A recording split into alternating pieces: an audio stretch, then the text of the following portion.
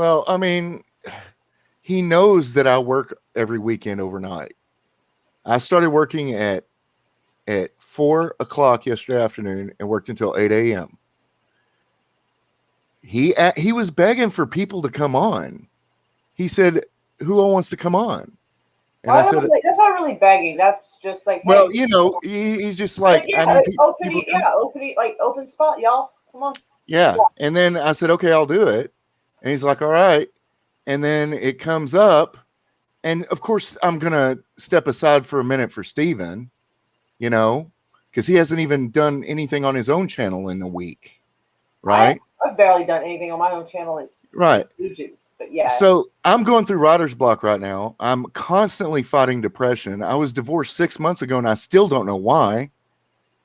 And I support That everybody. surprises me, actually. Usually, when people are upset, they usually yell the reasons they're upset with somebody before divorce comes. That's actually kind of surprising. Hi, Parrot Head. Wow. I woke Yeah, up to some bullshit. yeah. I Yeah. mean, This and is he's why I'm like, not "No, Jack." ladylike, but I don't feel fucking ladylike right now. And he's like, "No, Jack, Mariah's coming on." I'm like, "That's cool." And then somebody else says, "Oh, I'll step aside for Jack." And he's like, "No, I didn't even get a chance to type." So I'm Yeah, just like, you're "Fuck still it." police And getting then the shot. next thing I know, I'm not even in the chat. So I'm surprised. If I look again, I'll probably find out I've been kicked out from the chat. But like, no, I totally was calling him out. Like, no, I just woke up. If I'm upset the moment I wake up, I don't care if you're the president of the United States. I will literally call you out in front of people. well, what Yeah, I started. how I wake up determines what the next 2 or 3 hours is gonna be. Yeah. It does, and what I do with that probably dictates what the rest of the day is gonna be. But like, I didn't know exactly what time because we live in different time zones. Oh, by the way, hi Garth, hi Sunny Cat, and hi Tim. So glad you're here. How are y'all doing? At least we know you like us. Fuck. Yeah. Well, Anyway, but I didn't know what the time. I gave him my phone number. I said, please call so you can make sure I'm awake. Because guess what? I didn't go to sleep till like 7:30 this morning. I right. cannot. I have so much trouble sleeping. Yeah. I finally got to sleep. I had to talk to one of those like online like little kind of crisis counselors, like when you're having anxiety. Like around Yeah. 6 a.m., I got up to because I drink juice and water. I dilute the juice a lot because I don't like plain water, and I started having a panic attack at the sink. The fucking sink. What the fuck is triggering about a damn sink? I didn't drown the Yeah. damn thing. Anyway, so of course I'm all edgy and like, and so talked to a crisis counselor person for like I think 45 minutes. I thought what they give you on that website, and like so I couldn't sleep, and then finally I fell asleep like I said around 8. No, I don't remember. I try not to look at the clock because it's almost like anticipating that drip, But it was Yeah. definitely sunlight outside, definitely. Oral chig. No, I don't know. I don't know what that means. I don't. I have no idea what Greg Digger means by that, and I'm actually even more surprised that he's actually here. But anyway, but yeah, and so when I looked at the group chat, and he's like, "More, are you gonna show up?" That's why I wrote what I wrote. I don't know if were you kicked out before I wrote what I did. Probably. Oh, okay. I was like, I said something along the lines of, I was like, "Culture, you knew I wasn't gonna be there, especially if I'm not having like message back in a few minutes. Like you Yeah. knew I wasn't gonna be there. That's why I gave you my number to make sure I was awake. I turned my ringtones up. Yeah. And then I click over to watch, and there's 3 people on there who don't even have channels. And I'm sure all I Who? wanted to do Who? was, Everybody out there has a channel. I thought. well, that I mean, when they were signing off, they were like, "I'm just on Twitter. I don't have a YouTube channel." So, I must have missed the outro because I basically put up a broken heart emoji into the chat and well, anyway, my thing was is that I jumped 20 subscribers this month, and I'm trying to build on my momentum. nice. And everybody keeps like, "We need to get you on. We need to get you on." But when it comes down to brass tacks, nobody wants me on. Man, I almost get the equivalent of, oh, it means basically, what's up, fuckers? We're telling you exactly what's up. Hi, Slasher. boy, it's almost like feeling like some old times in here. We got Slasher, we got Gravedigger in here. Holy shit!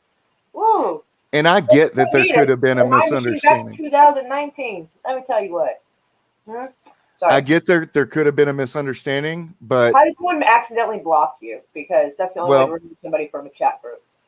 um, I'm sorry, I'm mad for you and for me. but the thing is that he's had plenty of time to say something.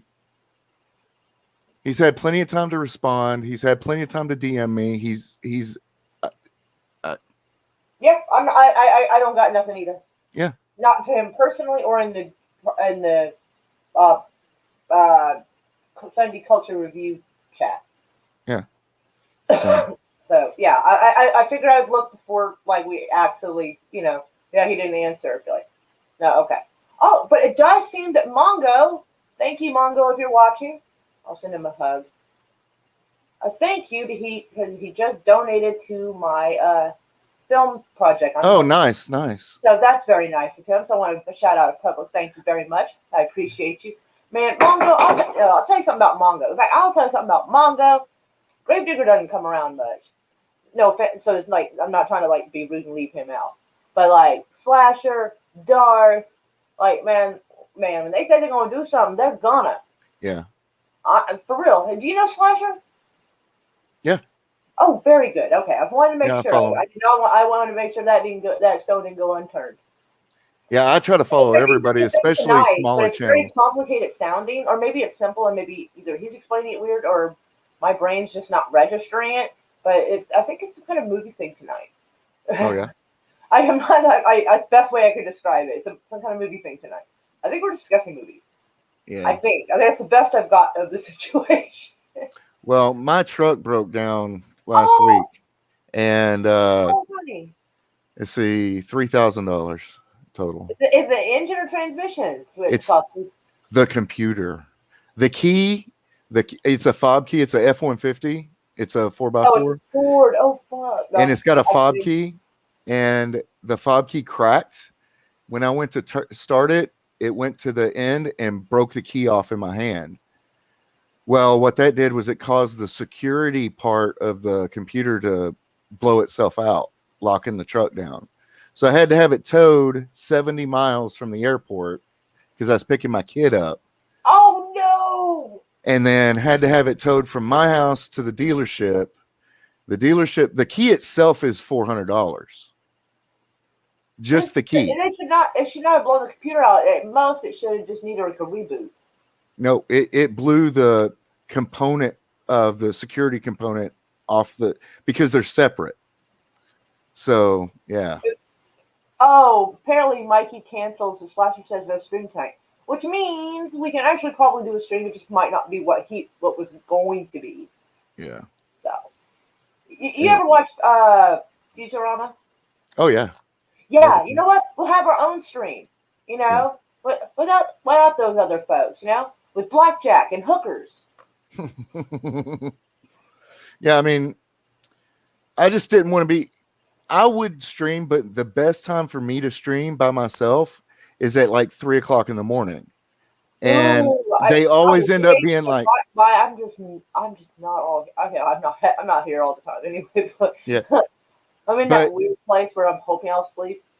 I try to do that, and then nobody's on, so there's nobody to interact with, so they end up being like 10-minute streams. You'd be surprised. I used to stream like almost till sunrise because, like I said, I had sleep problems. And then I started feeling too old for that.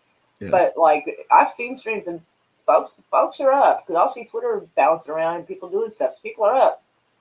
Just because no one's streaming, maybe they're just waiting around for someone to stream. Well, it just. And besides, I've seen plenty of people. It's like they're just trying to tell you what they want to tell you, so that you'll sub to them. You'll join that membership, give them a little extra money, and make super chats. I mean, I don't mind money, obviously, but yeah, I don't know. It's the way you do it.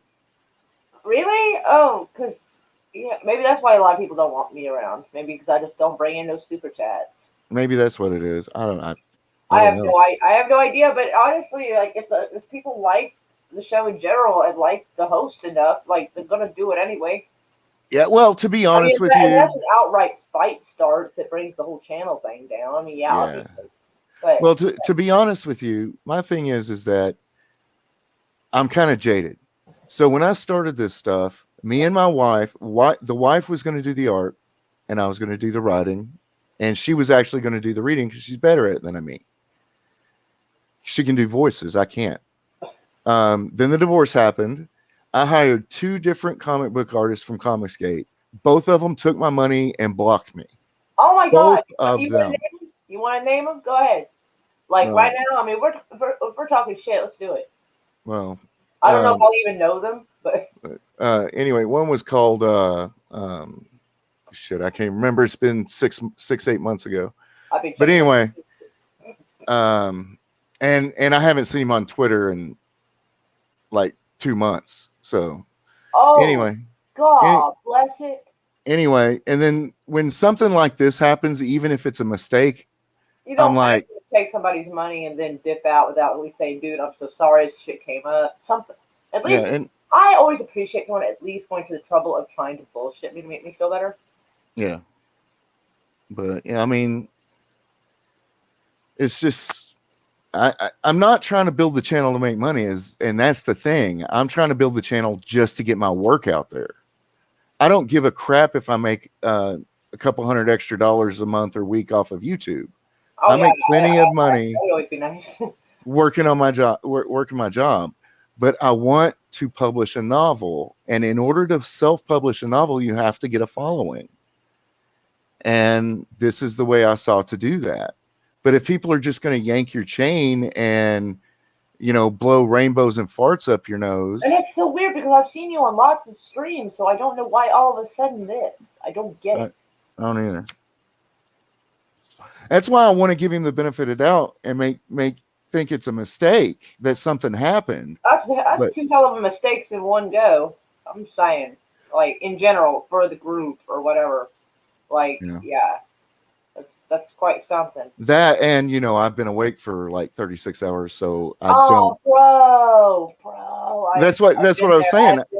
I have been there 24 or 36 hours sometimes, but it hasn't happened like a month or 2. So. And I have to deal with clients tonight, so. Oh, honey, oh. So that's what I mean. I worked my 16-hour shift. I was planning on staying on a stream, but if I go to sleep at 8 like I normally do, I won't make his stream. So I stayed up. I drank a bunch of coffee and stayed up. And then and because I'm not the same time zone, and because it's hard to remember what time every show is on, I didn't know. That's why I gave him my phone number. I'm like, dude, call me. Well, normally it's at 1 Eastern time, which is noon our time, but today it was 1 our time. Yeah, I'm in Texas. Oh, I'm in North Texas. Sorry. I'm at Texoma. I live near the lake. Oh, right on.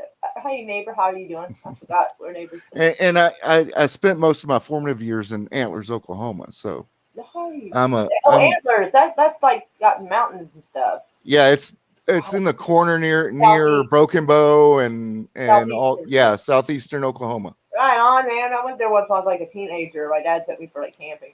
Turns out I'm not camping type. I lived there from the time I was 12 until I was 17, and we moved back here to Dallas because all my friends were getting killed. There was nothing to do. Well, I mean, it was a small town, right? We didn't even have a Walmart. If you wanted to go to a movie, you had to watch the same movie all weekend. They one screen theater. You had to drive 50 miles to the next town to watch a different movie, and that was the movie that was on last week.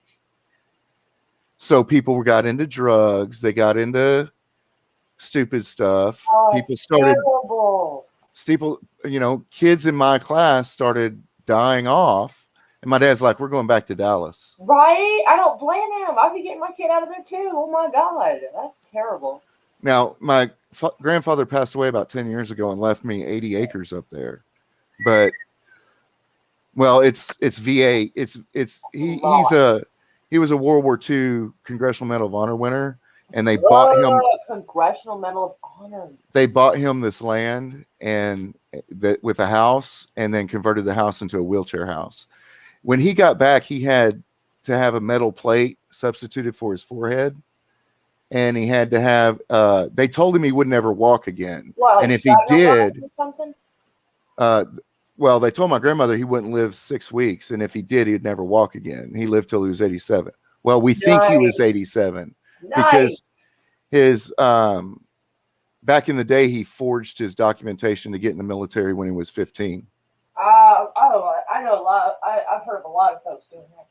I'm trying to get the cat to move. Sorry, my cat was like crying because it was stuck in here, and now he's gonna leave. I know what the cat's tail caught in the door. Yeah, I'm just waiting for the beagles to start whining. But yeah, yeah. But the only reason I don't live up there is because there's no internet. None. I mean, there's internet if you want modem internet, 56K. Out where that land is. Some Yeah. AOL or something. Yeah. God. Or pay ungodly amounts of money to a satellite provider. Because I'll go over. And I can live anywhere I want to so long as I have good internet and do my job from home. But yeah, I don't know. Hi, Will. Yeah, I just got out of bed too. I just woke up to some bullshit. Yeah. We both, well, he's been awake for 36 hours and is dealing with bullshit. I just woke up and dealing with bullshit. And I'm so mad right now. I can't even think. I kind of bitched a little bit to Ords on his stream. But that was right after. Yeah, he was streaming at the same time. And so I bitched to him a little bit. I told him I just woke up. I have no idea what the fuck's going on. Well, I told him, I said, listen, I'm about done with this YouTube thing because I can't tell who's being genuine. I can't tell who's actually watching the videos because nobody's commenting. And the whole purpose of those videos is so people will comment and say, I didn't like this, so that I can learn.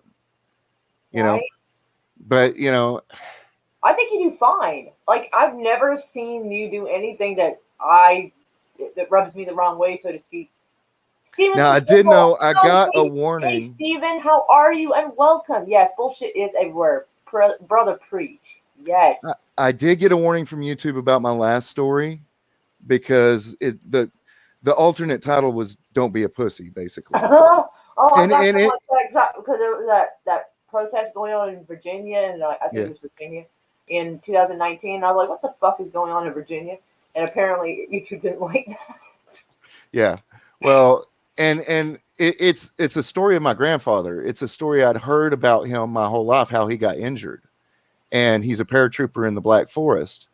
And there is information that says that he was field commissioned to captain by General Patton himself. Because all the other lieutenants and captains were already dead that needed to jump. And they were jumping in the middle of a firefight to break a hole open for them to take whatever they were going to take. And on the way down, he was shot in the forehead, shattered his forehead and his helmet. My mom has it. It looks like a mortar shell hit it because it's flat. He said he found it on the ground next to him when he landed. And he couldn't feel his legs. So some of the shrapnel hit him in the back. He crawled out of there dragging 2 of his friends. Dude, that's wild. And killed 13 Nazis on the way out. Hell yeah. And that's all that they'll tell us. Everything else is still classified, that's still pretty good. Like, I can't imagine what they're redacting. That's a hell of a story just right there. But this is the kind of man he's a hero, but he's not a good man. After he got back, he went to prison twice. For what? Once for bank robbery. Oh, snap. The man couldn't walk. He was the getaway driver. He could walk. His left leg started working, but he couldn't do anything but drag his right one. For years, they wanted to amputate it, and he wouldn't let them. Hell no! I'd want to keep it. If it's not necrotic, I'd keep it. So the kind of man he was, when I was a kid, I was about 10 or 12 years old. He's in his 70s.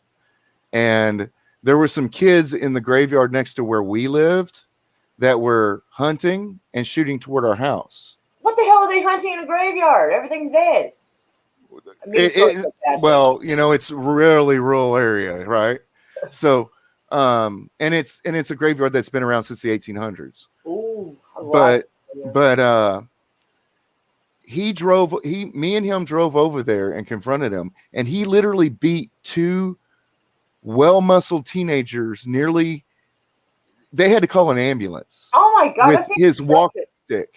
That's what kind of man he was, because they back-talked him, and they were holding guns. Dang, that seems unnecessary to actually beat a teenager just for talking. Well, that's what I mean. He was not a good man. He could have very easily just called the cops on them for doing stupid shit in the graveyard. Yeah. He put me on a bull when I was 12 years old, a longhorn. No. And I was scared to death. And he looked at me and he said, "You're going to get hurt, but it's just pain. And if you can't get over pain, then you're not going to be useful." Oh, this is a guy who probably should not have been released from the military. He should have some folks, sometimes you they come back and because they train you to be a certain way, but they don't detrain you to be a certain way. The second time he was in prison was because he was friends with Jack Ruby. Why would you go to jail just because you were friends with Jack Ruby?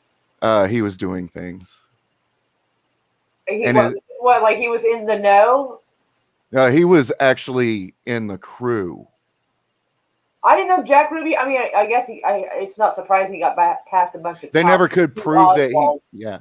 I mean, so obviously somebody let him the fuck in to go do that. But oh my God, he knew fucking Jack Ruby. And I think the actual charges everybody in the audience knows who that is, but just in case you don't, he's the one that kind of pushed through the crowd and shot Lee Harvey Oswald. Just saying. I haven't heard that name in forever. When you said that, I was like, Jack Ruby, no shit, dude, that's wild. In 1972, a police officer shot my uncle in the back, killing him dead.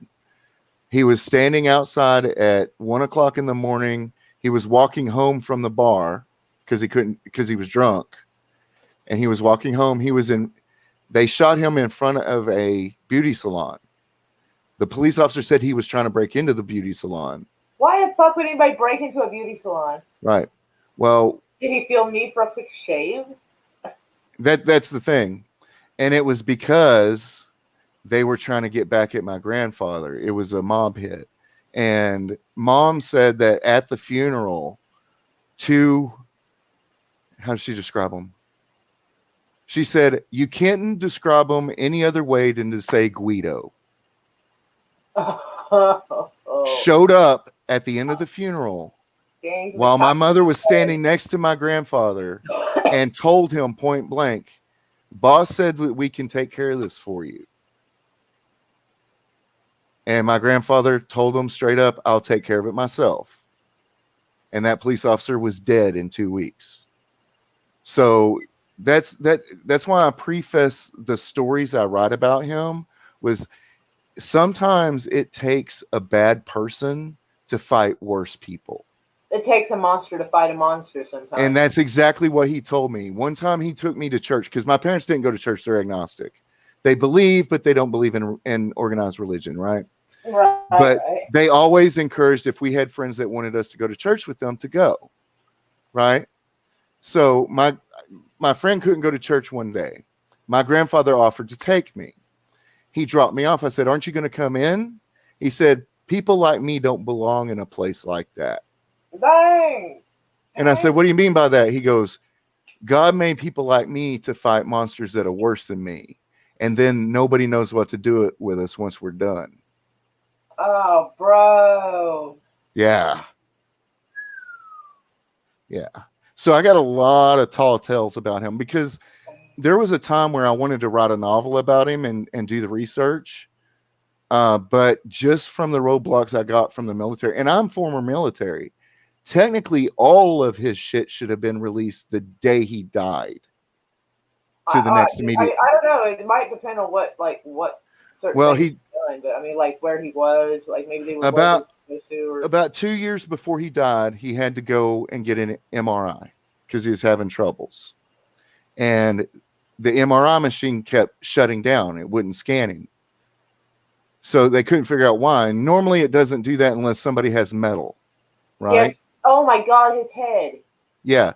So they did a regular scan on him, Yeah, and there was something else in his head attached to the back of his skull. They dug it out, and it was a transistor from 1930s. He said, "Oh yeah, it's part of a special team, and they wanted to see if they could track us." Nuh-uh. In the 30s. Bro, that's wild. What the fuck? That's like some pre-Cold War shit, man. They got sneaky during the Cold War with some. Well, I'm sure there's stuff right now that they've got that we couldn't even imagine. Oh, I could, and it's scary, and I don't want to because there's like nothing I can do about it. I mean, when the stealth bomber came out, people thought that was crazy. And that's been what, 30 years ago? Something like that. I'm trying to think. It makes me think of that scene in Men in Black when they walk in and they see all this tech, and he's like, this is going to replace the DVD soon. Because they have all this alien tech and they filter it through, you know. So, I mean, I've been to Area 51. I was on an AWACS. I had to land there once, but they wouldn't let us off the plane. They just refueled us and sent us on our way. It's Area 52. It's not what it looks like. Don't look out the windows. Well, all I know is we landed in the desert at a restricted area, and we're told we couldn't get off the plane. Well, to be fair, there could be White Sands. That's possible. No, it wasn't White Sands. They would have told us. And White Sands, where the AWACS lands on White Sands, they would have let us off because I've been there. Well, maybe they just wanted. I don't know. Maybe they just wanted to hurry up. Well, we flew out of Tinker. If you're Mulder, I gotta be Scully a little bit, bro. Oh no, but even if it's not alien technology, they have advances there that would blow our minds that we wouldn't even be able to understand. No doubt. Anything cool we have, they've had it for a while. I know that. We always get that trickle down effect. And I just saw a map on Twitter about where our advancing them. They're not going to let us do that. Where our military bases are. I don't know how anybody could possibly think they could go to war with us if we have that many military bases. The majority of the wars that we have are just because politicians. Well, the only reason we're bombing Syria, or they're helping corporations make money from the war.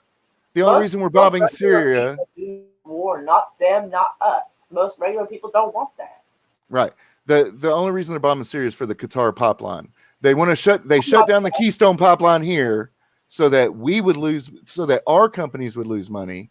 They want to open that pipeline up so that the European companies can make money.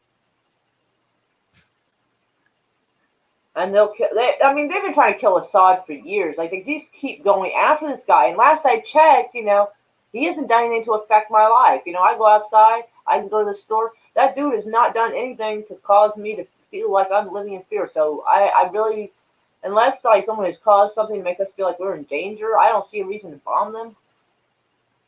Well, I believe that we need to pull everything back here and just let the rest of the world implode. Yes. We can pick up the pieces after. Yeah, bit by bit, start. Yeah, because we got over 150 military bases all over people.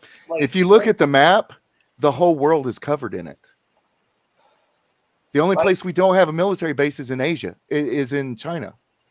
It's because they spy harder than us, and that's saying something. Yeah, I mean, Russia proper, Siberia, and China. Those are the only places we don't have military bases. Everywhere else in the world, we have military bases. Base in Siberia. Do we? Air Force Base, I do believe, unless it was closed down because my uncle, my dad's brother, he was in the Air Force in the early '60s. Oh, I'm sorry, mid '60s, and mid to late '60s, and he was stationed in Siberia. Ah. My dad told me. I didn't see my uncle's records. My dad told me because I'm sure brothers, talk. Hi, Kronos. Yes, you caught me while I'm live. Yes, I went live because Well, you'll have to rewind to the beginning of the thing to find out why we're mad. But and now it's turned into like some like, well, I mean, it's Story Man Jack, so cool stories. Yeah. So that, Well, that moved out nicely. I like the transition there. Man, I wish I put some makeup on, dude. I was so annoyed. I was like, oh my, yeah. my hair is ponytail. Like, I mean, I just checked again. He hasn't sent anything, hasn't replied to anything. So then why don't we fix that, Kai? that's kind of what the thing was about. I didn't do shit. I gave someone my number last night, told them to call me to make sure I woke up so I could be on their stream, and they didn't bother doing that. And then And used her as an excuse for me not to be on their stream. yeah, and then someone, we don't know who because you don't know, blocked him. And when you block somebody from a group chat, it boots that person out. So it said that Jack had left, and I was like, what? And then as I was about to go ask Jack what the fuck, apparently he was writing away. I just got kicked out. I'm like, so I went back to the group chat. I'm like, oh, by the way, someone blocked him, so he can't get back in. I was like, P.S. Yeah. Well, I'll check to see if anybody's message. I don't know. Oh, okay. and I really, really want to give them the benefit of the doubt. I need to find some. Oh, all right. So Culture says, I'm sorry, I didn't put that into memory last night. You can actually read the message and see my numbers there. You don't really need it in memory, but okay. I think I'm going to send him a gift of a cat hissing. I think that's what I'm going to do.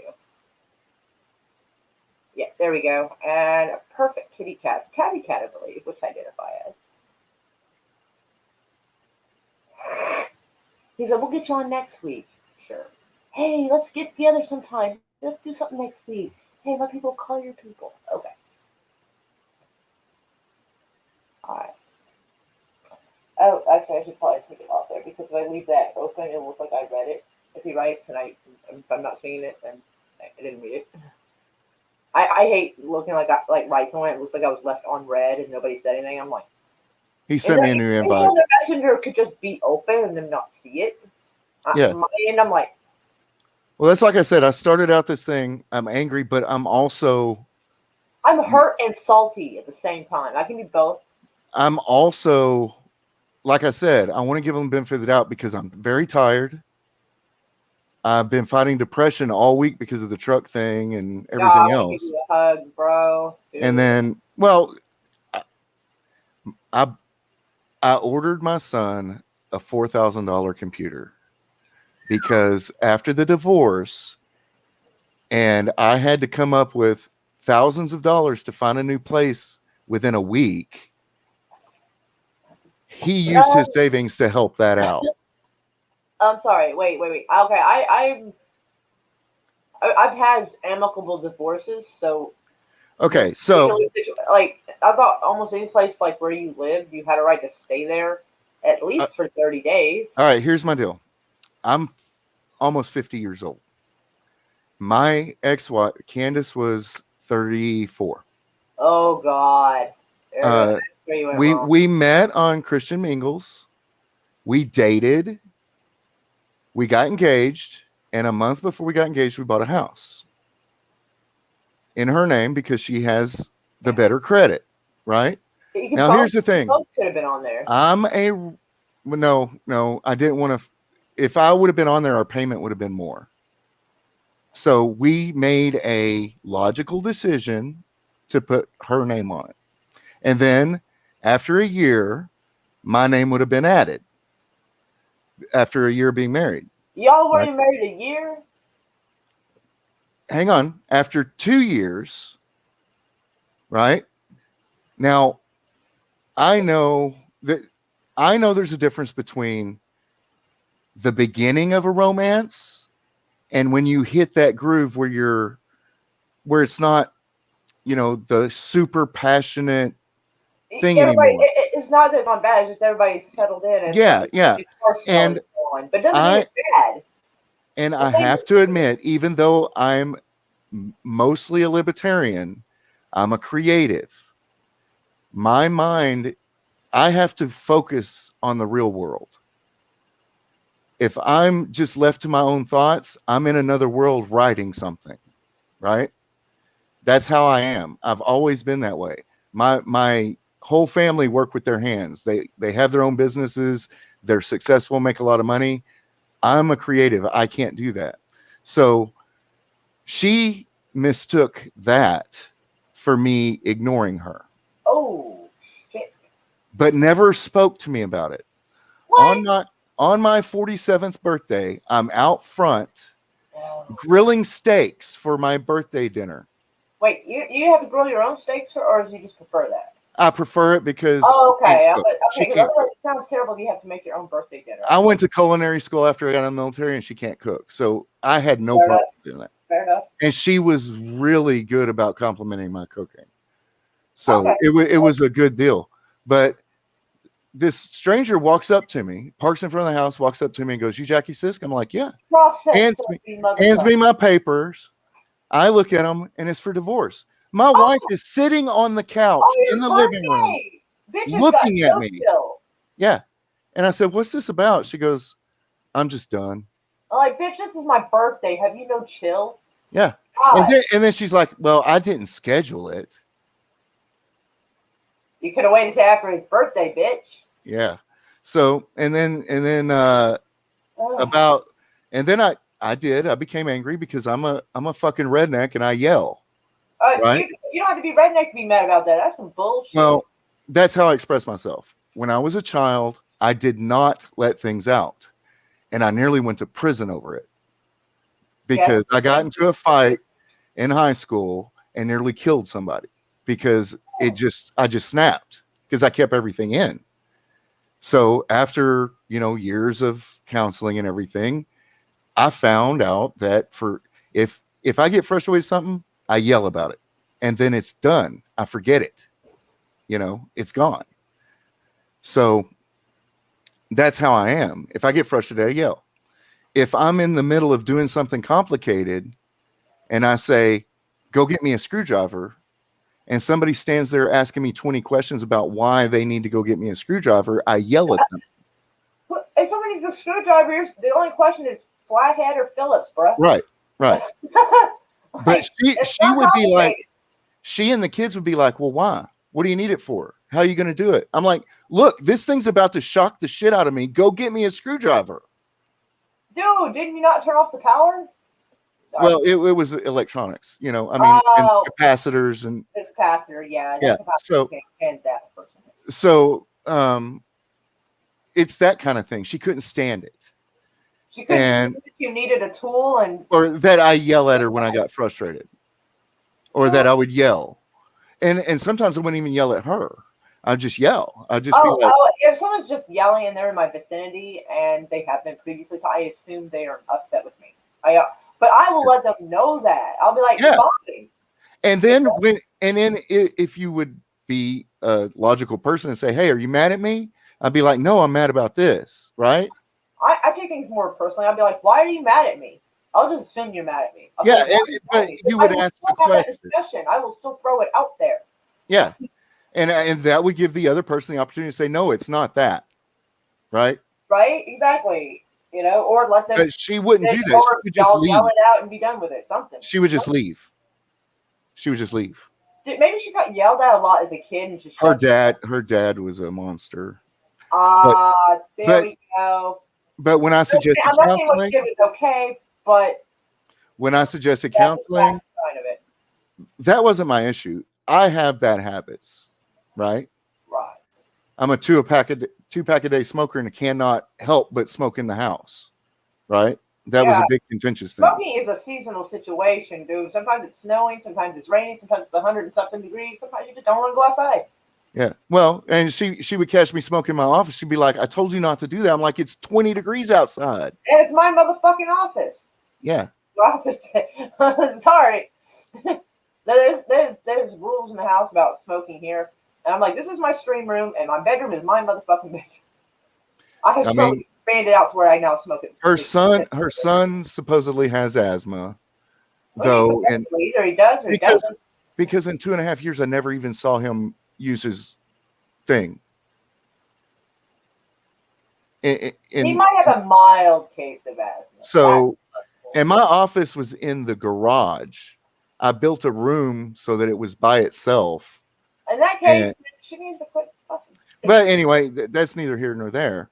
So, you know, in a way, there are days where I feel like I'm Job, you know?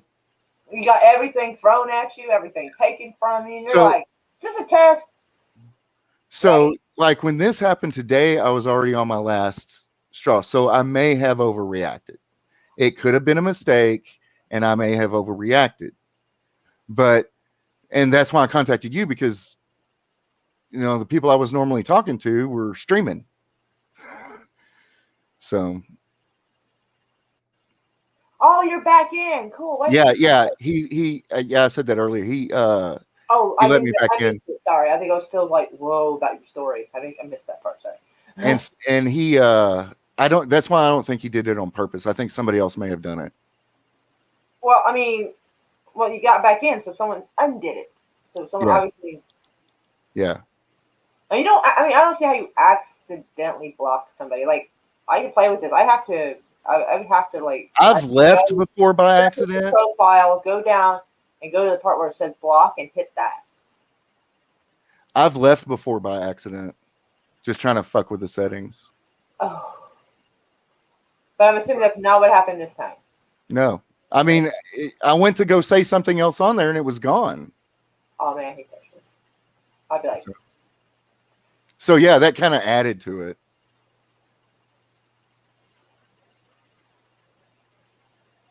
Sorry, I was giving a thumbs up just to interact. But, yeah. Anyway. Yeah, I'm...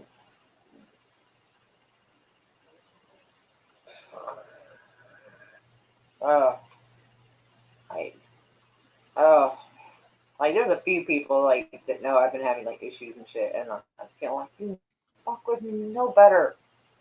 Don't. Like, when I get upset, I look mad, because it is easier to look mad than look upset and devastated or hurt. You know? Are you still there? Yeah, I'm just talking to him.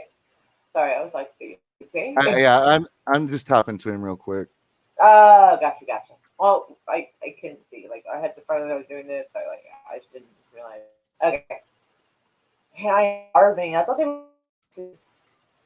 Chris was like, I'll sneak food. Because usually when he sneaks in food, he opens the door real quiet, kind of slides it kind of like just under the can to me. So I don't have to, like, yeah. Ooh, my internet's acting up. It's showing me, like, ooh, I'm glitchy. No, internet, don't do it. Don't do it. I've got, because I get gigabit internet here for my work. And because the only people that offer anything above 40 is the cable company, I have to pay $200 a month for it. It has never worked consistently. I have yet to pay a bill. Darn.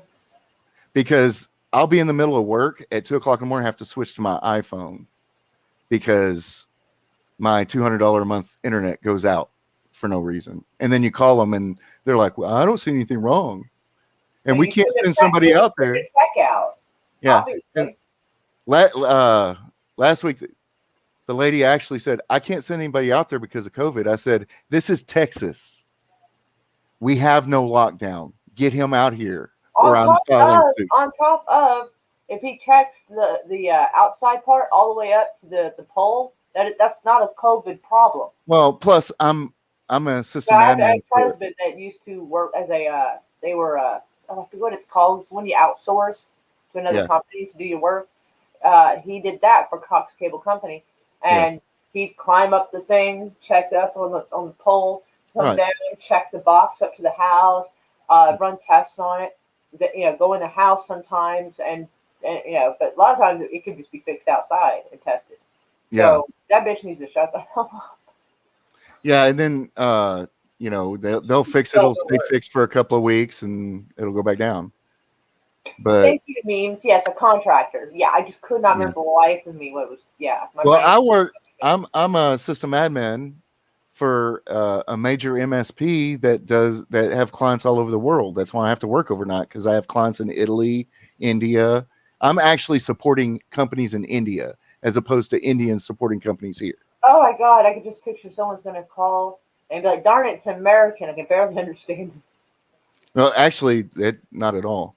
When I That's worked a for joke. I was trying to be a little funny. in 2000, I worked for AT&T, and I wrote their training manual for their chat support for Prodigy Internet, and it was all done by India, chat and email support.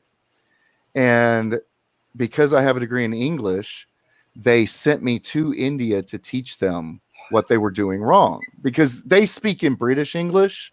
So, they spell things wrong. They spell things with Colour. What I didn't tell my boss was I spell things that way too.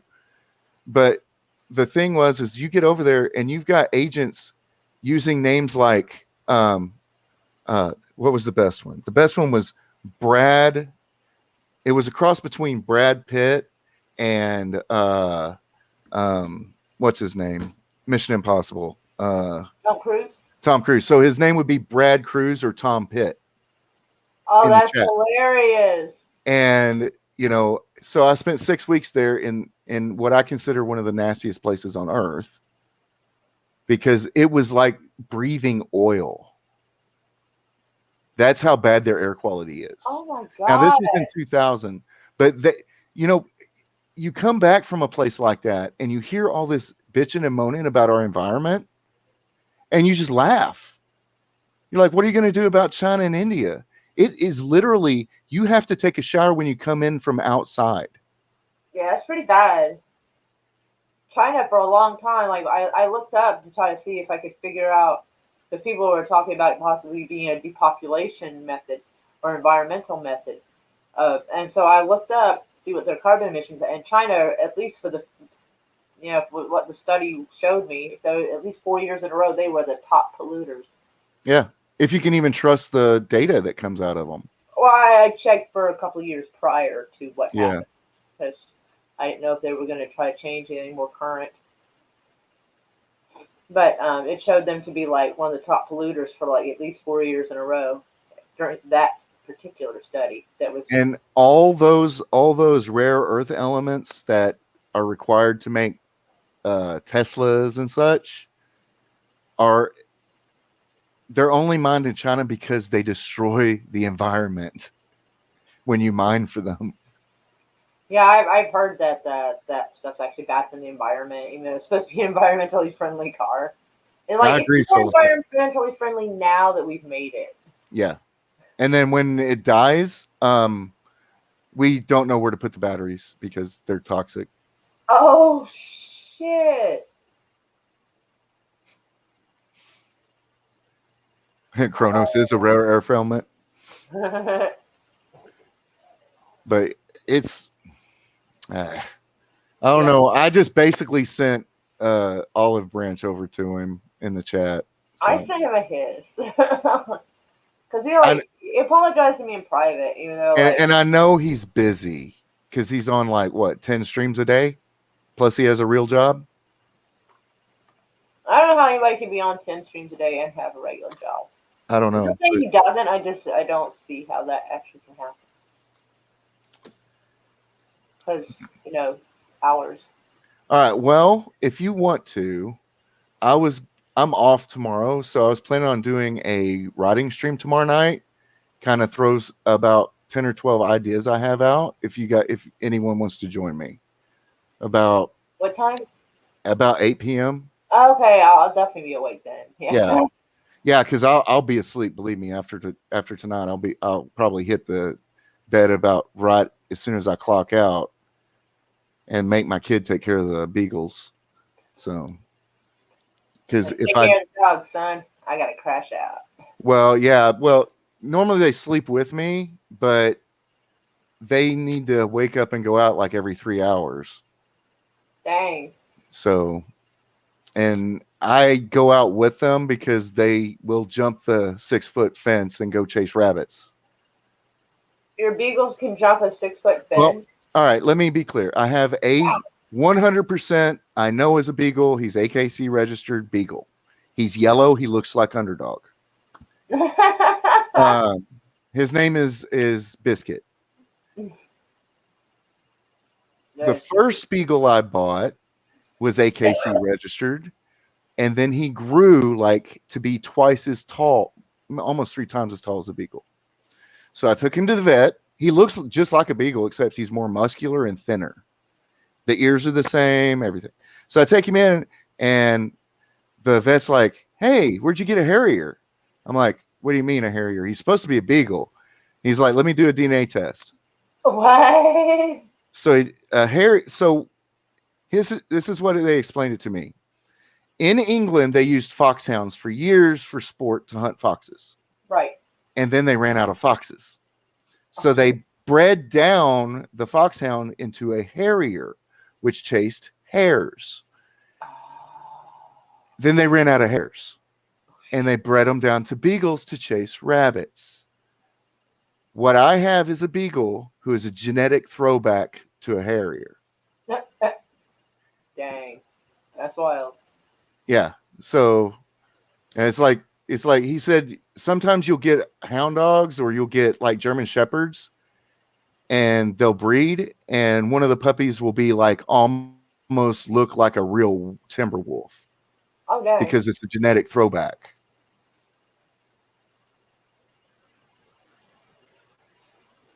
Huh. But yeah, I'm like, man, I paid $300 for this beagle that ain't a beagle.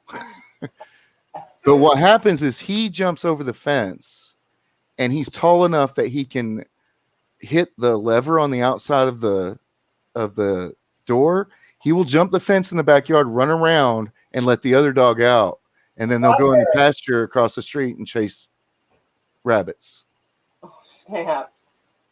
Darn it. Smart dog. Ah. And I almost lost them in the divorce. I did actually lose them in the divorce.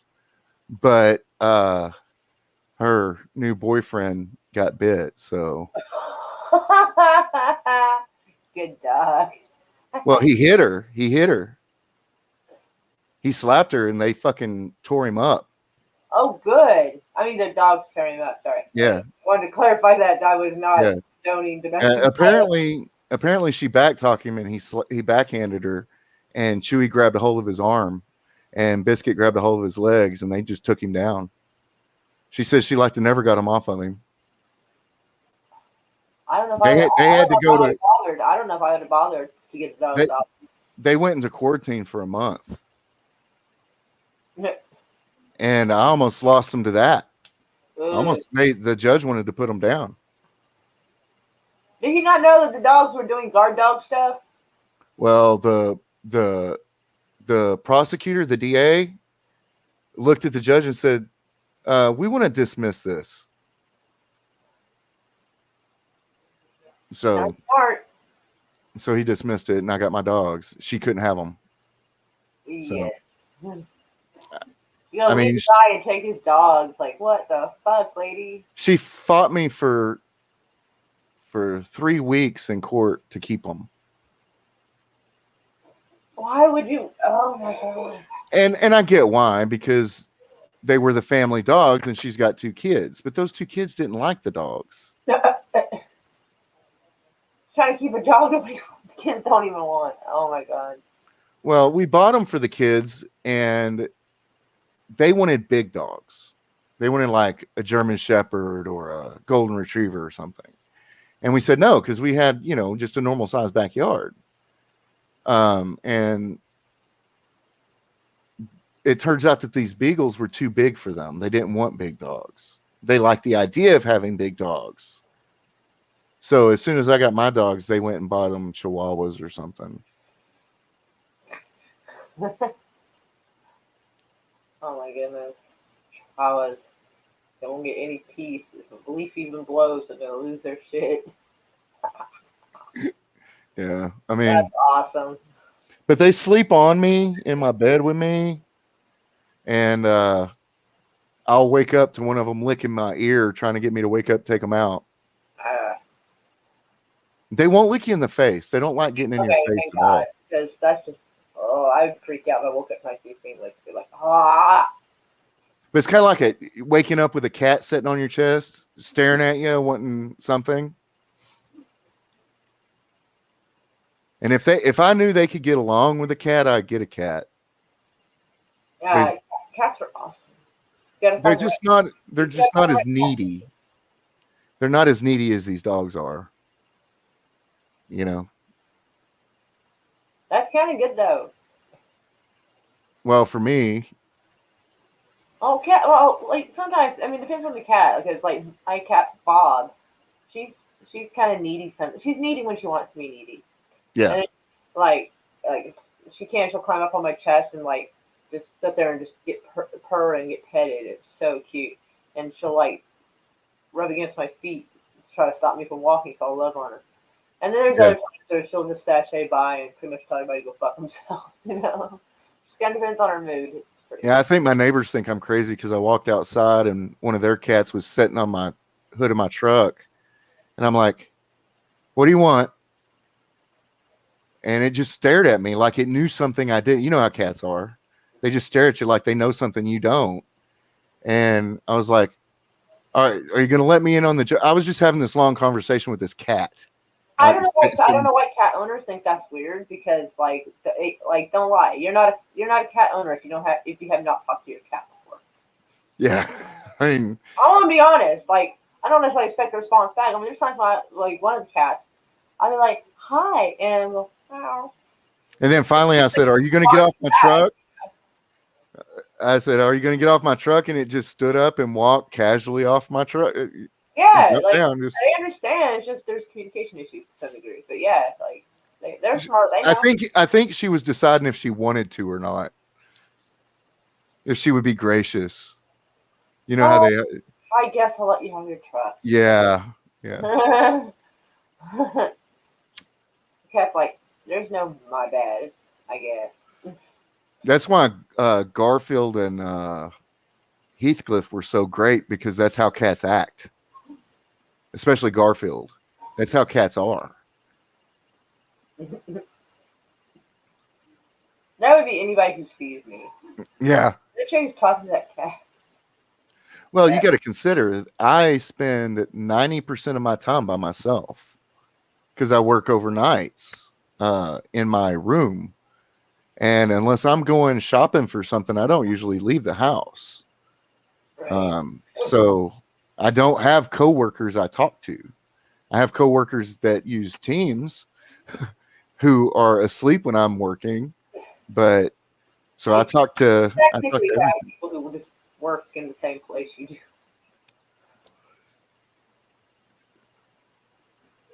do. My main office is in Austin, though, so I don't ever want to go down there. In fact, I have a new boss as of a month ago because somebody tried to cancel me. Well, a month. It's been probably 2 weeks. What do they think you did? They saw me post cancel Disney Plus over the Gina Carano shit and tried to write me up for it. Oh, I thought you said your boss got canceled. Oh. No, I almost did. Oh my gosh. But because it's like she doesn't like cancel culture, so let's cancel people who thinks they agree with her about cancel culture being real. Okay. Yeah. He wanted to write me up, said it didn't express the values of the company, blah blah blah. And then I said, fine, whatever, I'm not going to sign it, and sent an email to HR. And then the next day I had a new supervisor and there was no talk of me being... Yeah, that's insane, dude. I mean, unless you're like saying something that's like really psychotic. Well, I make sure I tell people what business I'm in, but I work for a corporation and it's nobody's business. I mean, I don't need my personal opinions associated with a company. Right.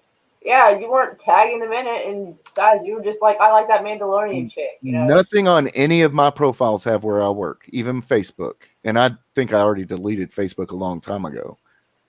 The only reason I take that back. I had to recreate Facebook because I needed Messenger to talk to my family that live.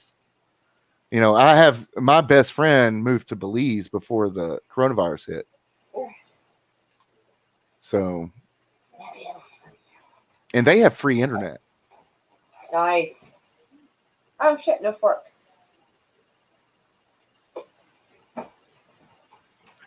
Hand delivered dinner. I might need a fork. I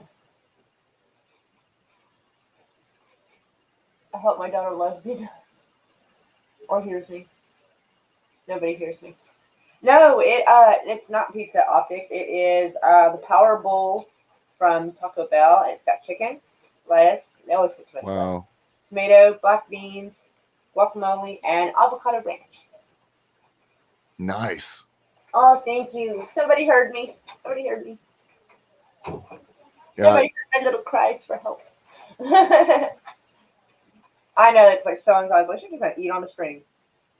Yeah, my truck won't be back till Friday. Oh my goodness! So It is Roger Hines. Hello. Hey. Hello and welcome. I've seen him on a couple of streams yesterday.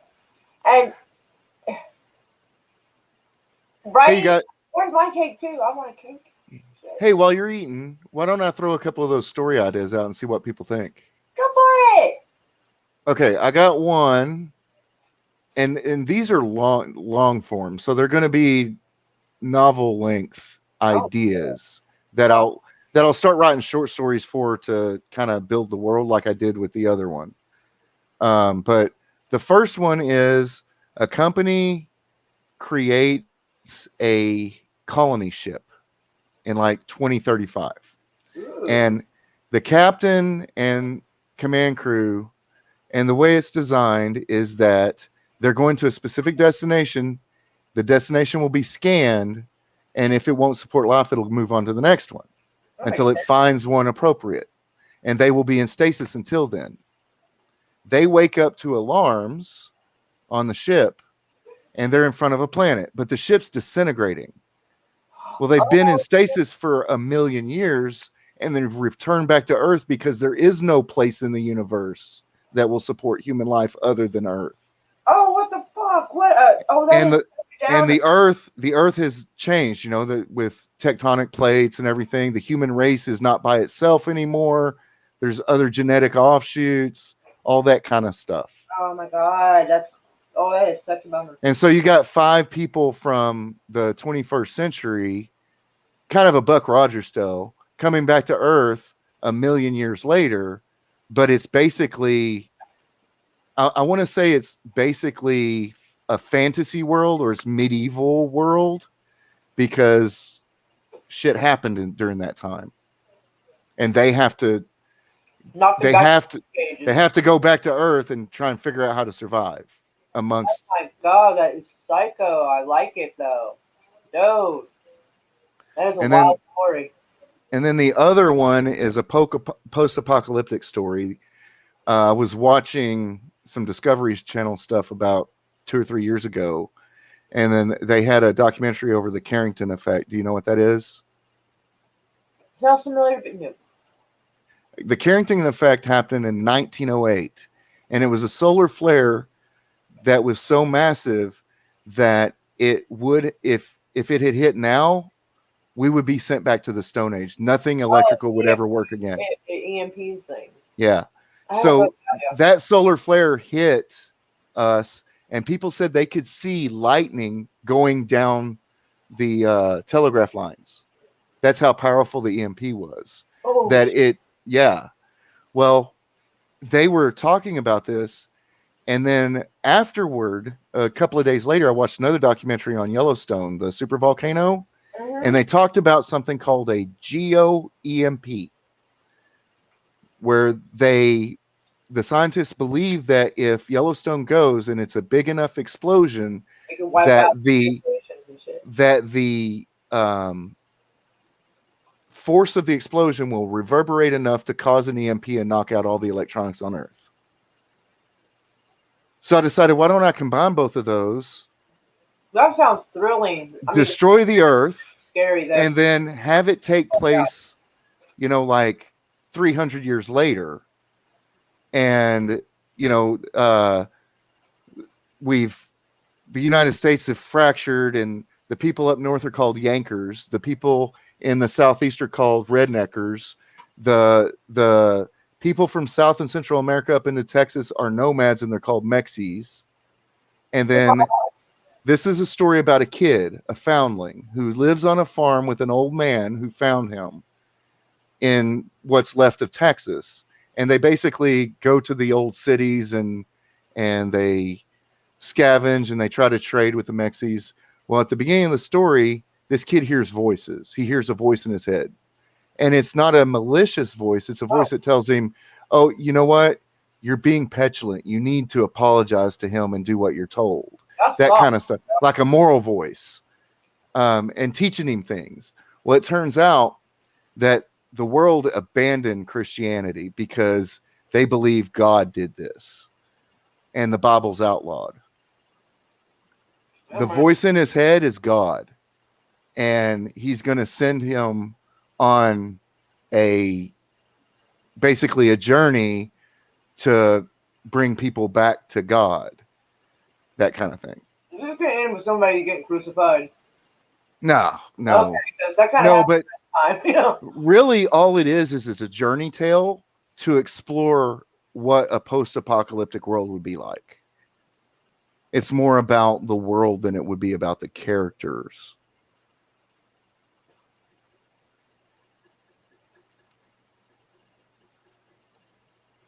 Yep. That does sound wild, I must say. So I like time travel-y type stuff. Yeah. I prefer like time travel backward, but I have seen a few shows where it shows someone accidentally time traveling forward, incredibly forward. Like the problem years and like nothing was. Yeah. The problem I would have with doing anything historical is that I can't trust myself to do enough research for me to feel comfortable with it being authentic. Well, yeah, I mean, you could do that where like just make your own story back then, but have it like coincide with something that is actually like historically did happen, you know. So yeah.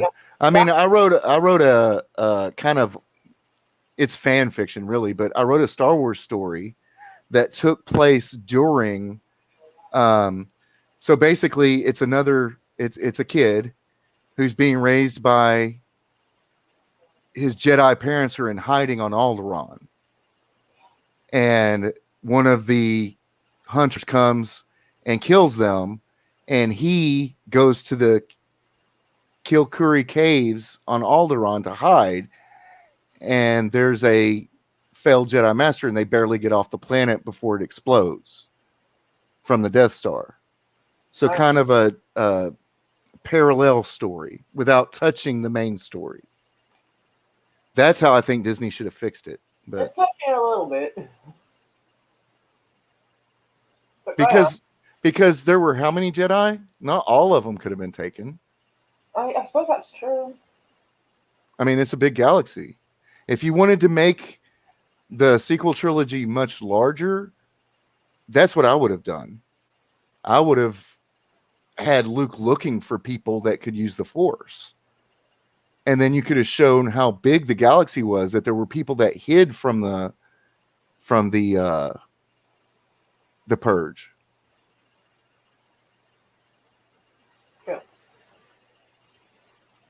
Yeah, what was it Janeway said? Let's stop talking about time. It always gives me a headache.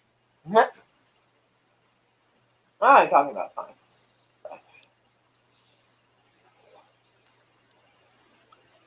My problem with doing anything time travel is it's become such a trope. Like they only that's their thing they pull out when they want to fix anything. Well, I mean, like the movie, like the TV show Outlander, that is its entire premise. Like it's like. And the book is so much better, but I love the show. I know, I love it. I don't hear anybody on YouTube going on about Outlander. I'm like, man, y'all don't even know. The only reason I watched it in the first place is because my wife watched it. I forget how I started watching it. I think I just needed something to watch, and it talked about going back in time. I'm like, ooh, I like time travel shit. Let's watch it. And so I've watched the 5 seasons like 5 times. I'm like, for a while there, every time I watched it, I kept going, oh, I didn't see that before. Oh, snap. And it's so authentic. So I love it.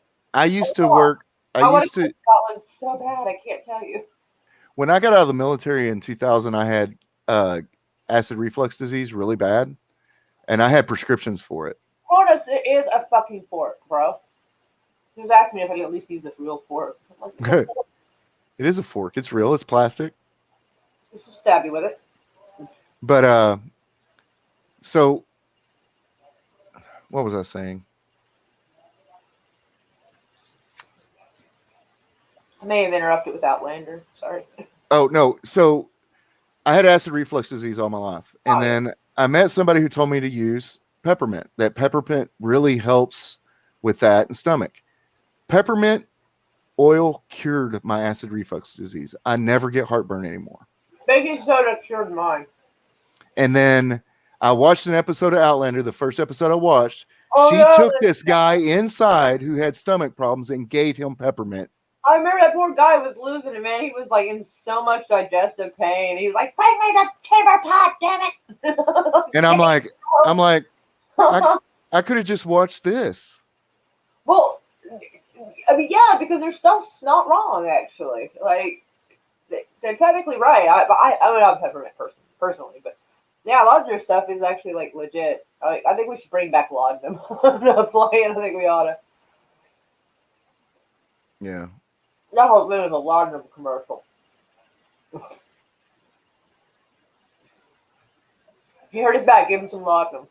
He's Yeah. got through his torso. Give him some laudanum. Like everything, laudanum.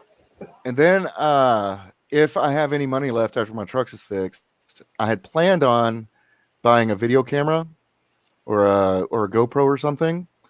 And then I have robes to dress up in and do the old school village to village storyteller thing. Do a weekly, just me in front of the fire pit, doing like they did back in the Middle Ages, where the guy traveled town to town. Oh no. Okay, I thought you were talking about. No, where like this. Smoking jacket, bro. Well, like a guy dressed in like wizard robes in the Middle Ages would travel from town to town. They were bards, they were gleemen, they were storytellers. That's how they made their living. They went from town to town telling stories, and that's how literature really started in the mainstream. Was that they took those stories, those verbal stories, and wrote them down once the printing press was there. So I want to do a weekly premiere of just a 20 to 30-minute story where I'm using my hands, I'm making sound effects, I'm showing the emotion of the story. I'm not at that point an author or a writer. I'm just a storyteller. Well, that's what authors are. People who tell a story. Well, there's differences. Well, I mean,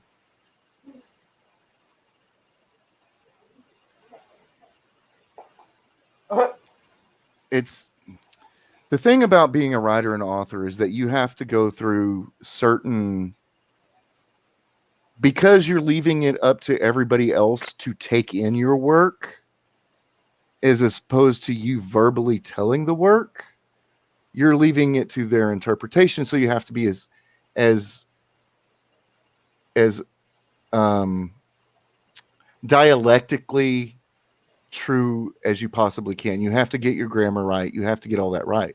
But if you're telling a story in person as a stage player almost, then they're getting the things they would miss if you left them out writing it through your expressions and your emotion and your movements.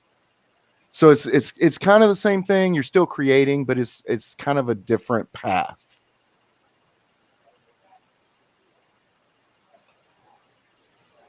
that is cool.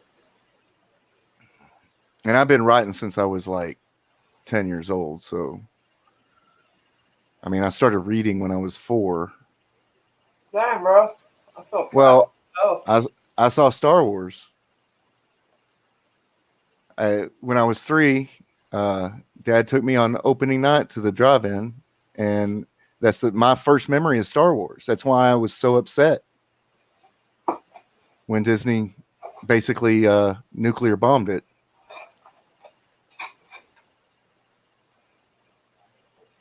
And George Lucas made me want to create when I was 3 years old.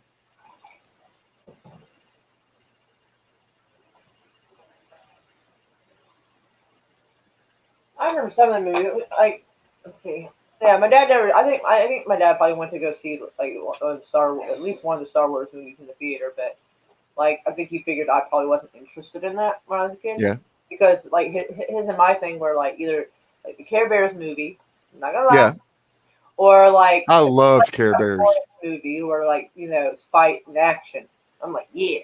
My When dad we was were, probably figured I was not too much into sci-fi, and I hate to absolutely be like the black sheep of YouTube, but a lot of that sci-fi, I am not into. Like, I yeah. don't have a problem with Star Wars. I don't have a problem with people who like it. I mean, I think, you know, making a video every single day for the last 3 years about how much you hate one movie seems excessive. I'm a little concerned, but uh, Well, it's not that I just hate the one movie. horror movies, like This started when they got rid of the EU for me. So it wasn't just about I don't know what the the E stands for. Oh, it's something. the extended universe. Yeah. Okay, yeah, I remember hearing that. Okay. When they decanonized that, that How, was what. how do you decanonize something? Something's either canon or it's fucking not. Yeah. I'm sorry. I mean, I'm not a Star Wars fan, but if something is the basis of something, something that everything else comes from, you can't change it. I mean, Yeah. Right. it's weird. And then they, they said it wasn't real anymore, and they went in their own direction. So they took what was good and put it to the side to give us junk. That is why. Actually, I think everybody had their hopes way too high. Like I watched The Last Jedi, and I actually thought it was alright. I mean, it could have been better, but actually, I've seen worse. I'm like, Oh, it's a beautiful movie. It's absolutely beautiful. I mean, her floating. I would hire that cinematographer in a minute. I was annoyed that they just made old boy just turn into like a pile of clothes. I thought that was kind of dumb. But I mean, Yeah. it's not far off because the little green dude, like when he died, he just So did Obi-Wan. yeah. Oh, I forgot. That's right. Shoot. So yeah, but like he just like died. He just like for no Yeah. reason. I'm like Like he overdosed on the Force. It was stupid. that. Yeah, that is literally the dumbest thing. If a snake can bite itself and not kill itself, I'm pretty sure you can't overdose on the Force. Now, I was giving it a chance right up until the Mary Poppins scene. The what? The scene where Leia flies back into the ship. Oh. Because it looked horrible, number one. I thought I think they needed to give her more wrinkles, just a little bit. Like Well, it looked too smooth. It looked too smooth. It wasn't realistic. Yeah, it looked I mean, I stupid. understand they were trying to probably recreate her in the most flattering fashion, but the woman was like almost 70. Let's be honest.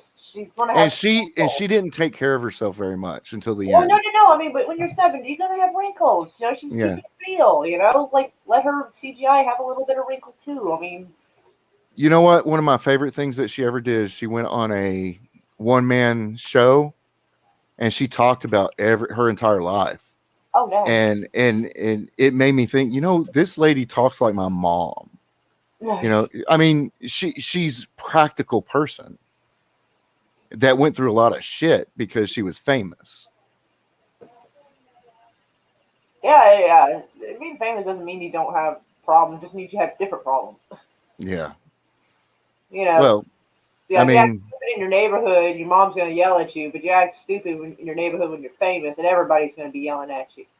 And then it's a bigger deal. So, yeah, I can imagine there's probably a different set of shit. Well, I remember when I was younger and she was going through her drug problems and stuff.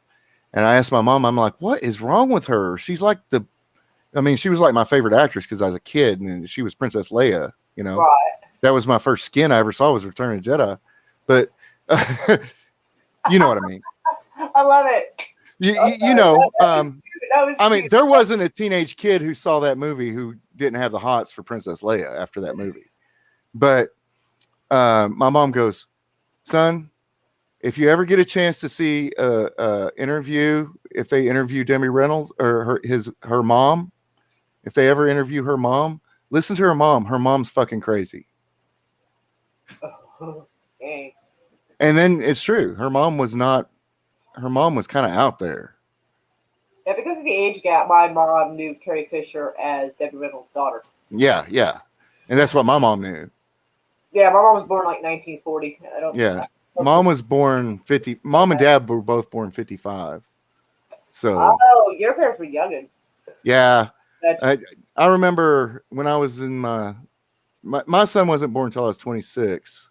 And after I got divorced from his mom, he was doing something. I'm like, are you fucking stupid? Like that, just I've done because, it. I've done it. all right, I have. but I hear my dad go, don't you talk to him like that. I looked at him, I'm like, how many times in my life did you call me stupid and worthless?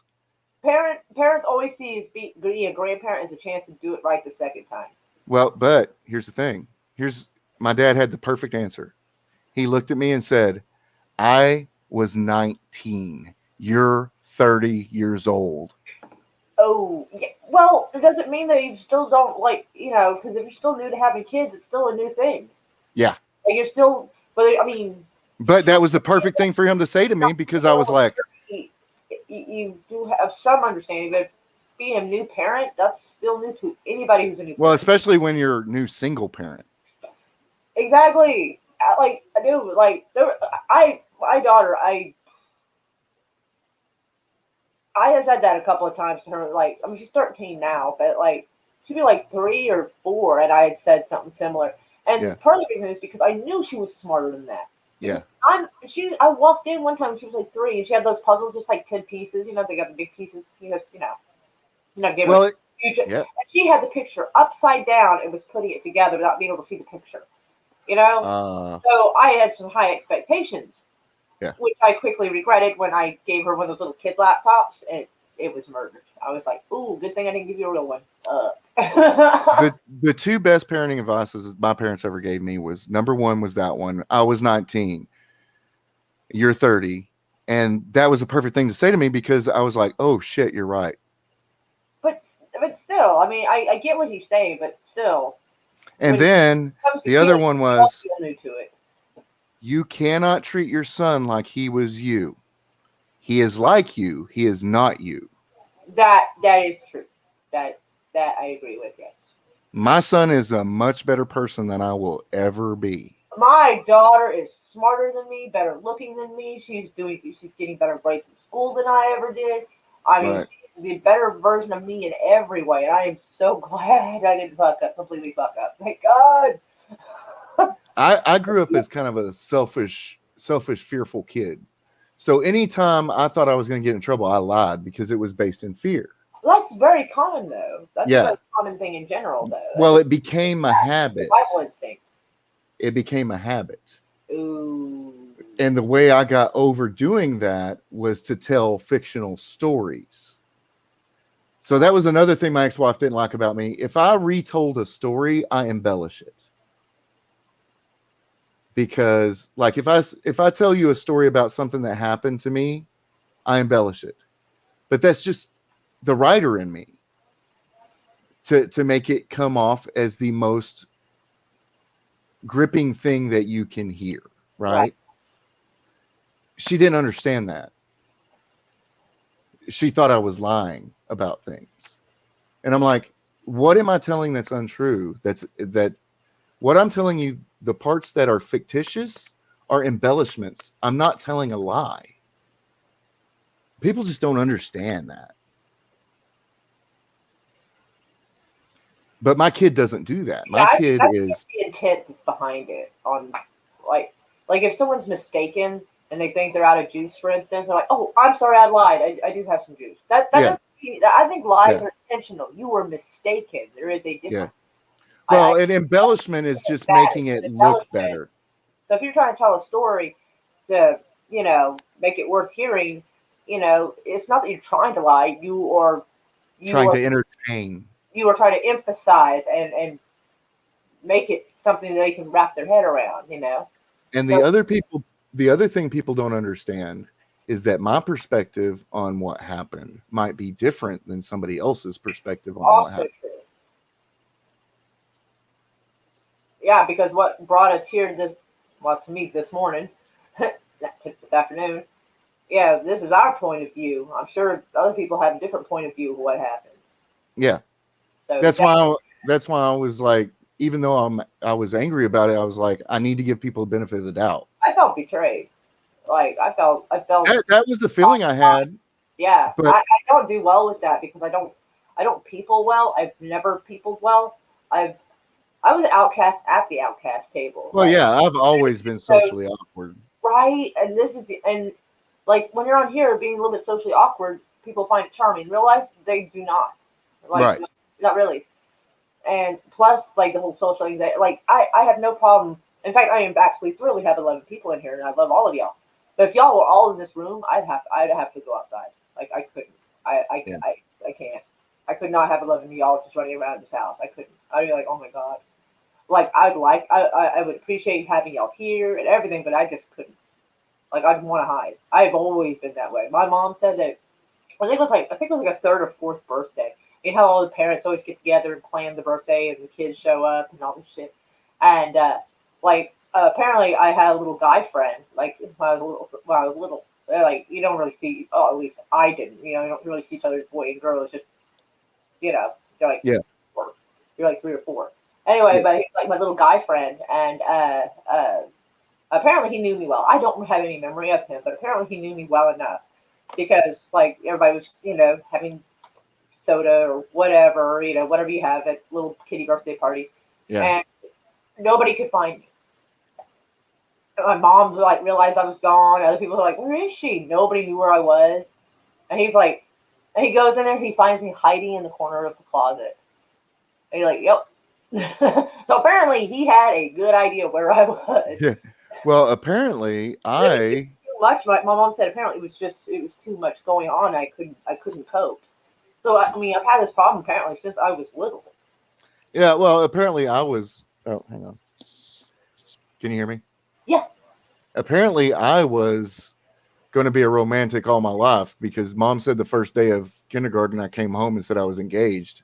Oh my god, that is so cute. Oh, that is so cute. I love it.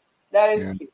I remember I was in kindergarten. My mom walked me to school most of the time. One time she didn't feel well or something. She told me I was going to stay home. I waited till she fell asleep, got dressed, and walked myself to school at 5 years old. I always try to avoid school if I could. And then, well, I was 5. The thing about kindergarten all the way up through elementary school was I was the smartest kid in the room because I was taught to read when I was 4. So all I ever did through elementary school was what I wanted to do. And I would get grades like 35 in math. And Dad would be like, "Why are you not doing your work?" I'm like, "Because it's boring." He's like, "Are you telling me you can't do it?" I'm like, "No." So he sat me down, he handed me some stuff, and I was doing algebra in the 3rd grade.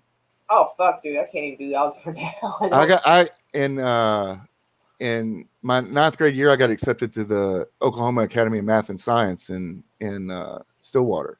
Oh dang, OSU. Yeah, but it was $70,000 a year, so we couldn't do it. Oh, they Yeah. pride themselves. Ooh-wee. Well, it's a high school program. Still. Yeah. Ooh. And Texas has. People don't run around with $75,000 in their pocket like that. But I wasn't into math and science either. I was into English. I was into creation. I was into making. The way I look at writing, creating a story, coming up with characters in a world. We live in an omniverse. If you believe in quantum theory, then anything you can imagine is real somewhere. I do reckon that almost anything's possible. And sometimes it adds to my anxiety really bad. Yeah. It started out with me being kind of trying to be open-minded and believe anything's possible. And then my mind tried to turn it into the worst fucking stuff possible. And I'm like, oh my God, what if that is real? And it gives me anxiety. And I'm like, oh, this is lovely. It makes me really anxious about my stories because I feel like I'm discovering something that's already been there. And I have to express what I'm seeing as perfectly as is possible. Right? Oh yeah, I did too. It was boring. It was like I'm like, it's just logic threads. I mean, it's just not. Yeah. Yep. It's a multiplication, I understand, you know, 'cause you gotta add up stuff and this and that, but, you know, and it started involving letters. It's like, dude, I'm not Stephen Hawking. I don't need this. No. Like, I don't, I'll just explain to you how I think the universe works, and I will explain to you how this and that best I can, and I'm not, no. There's not gonna be X, you know, times Yeah. B. Sometimes I get stuck in research hell Oh, I because I like, want to make it as I like science. believable. It's not, yeah, not the algebra part of it. Did y'all count with your fingers too? Yes. Yes, I did. I absolutely fucking did. 5, 10, 15, 20, 25. Fingers, toes, whatever. I did. But yeah, I mean, and then my dad bought my first typewriter when I was 10, Man, I and miss then writers. I wish I still had my mom. and I never saw him read anything in my entire life until he picked up my first story. Oh, dang.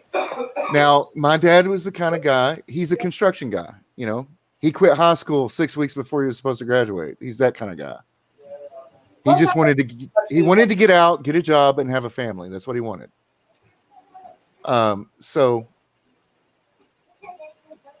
my childhood was like, why are you always in your room reading? Come out here and watch TV with the rest of us. And then I go out there and watch TV with the rest of us, and I would commentate on what they were watching. And then he would go, "You're annoying me. Go back to your room and read or something."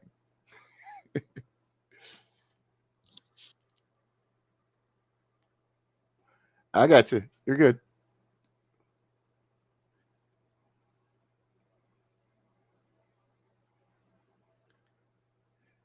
Yeah, when I went to college, I tested out of most of my math, so I didn't have to take it. Because I don't think I could have survived OU if I had to take all the math classes that were required. So I just tried to test out of them.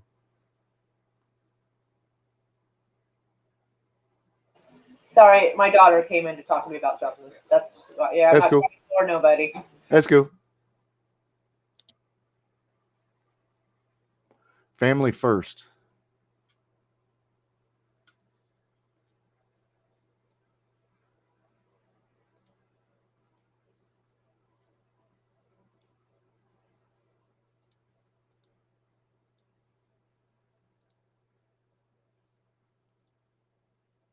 Wow, President Trump has been speaking for 2 hours.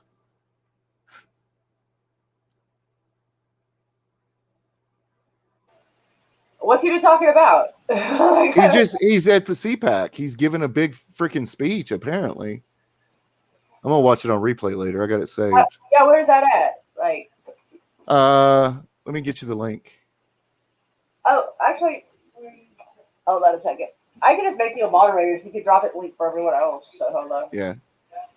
I think I don't really use moderators or need them. I don't know what to use, I guess, but I don't usually need moderators because nobody usually. It's not on mute. I'm sorry.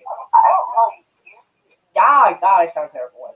I'm so sorry. Write something into the chat just so I can see your name and do it.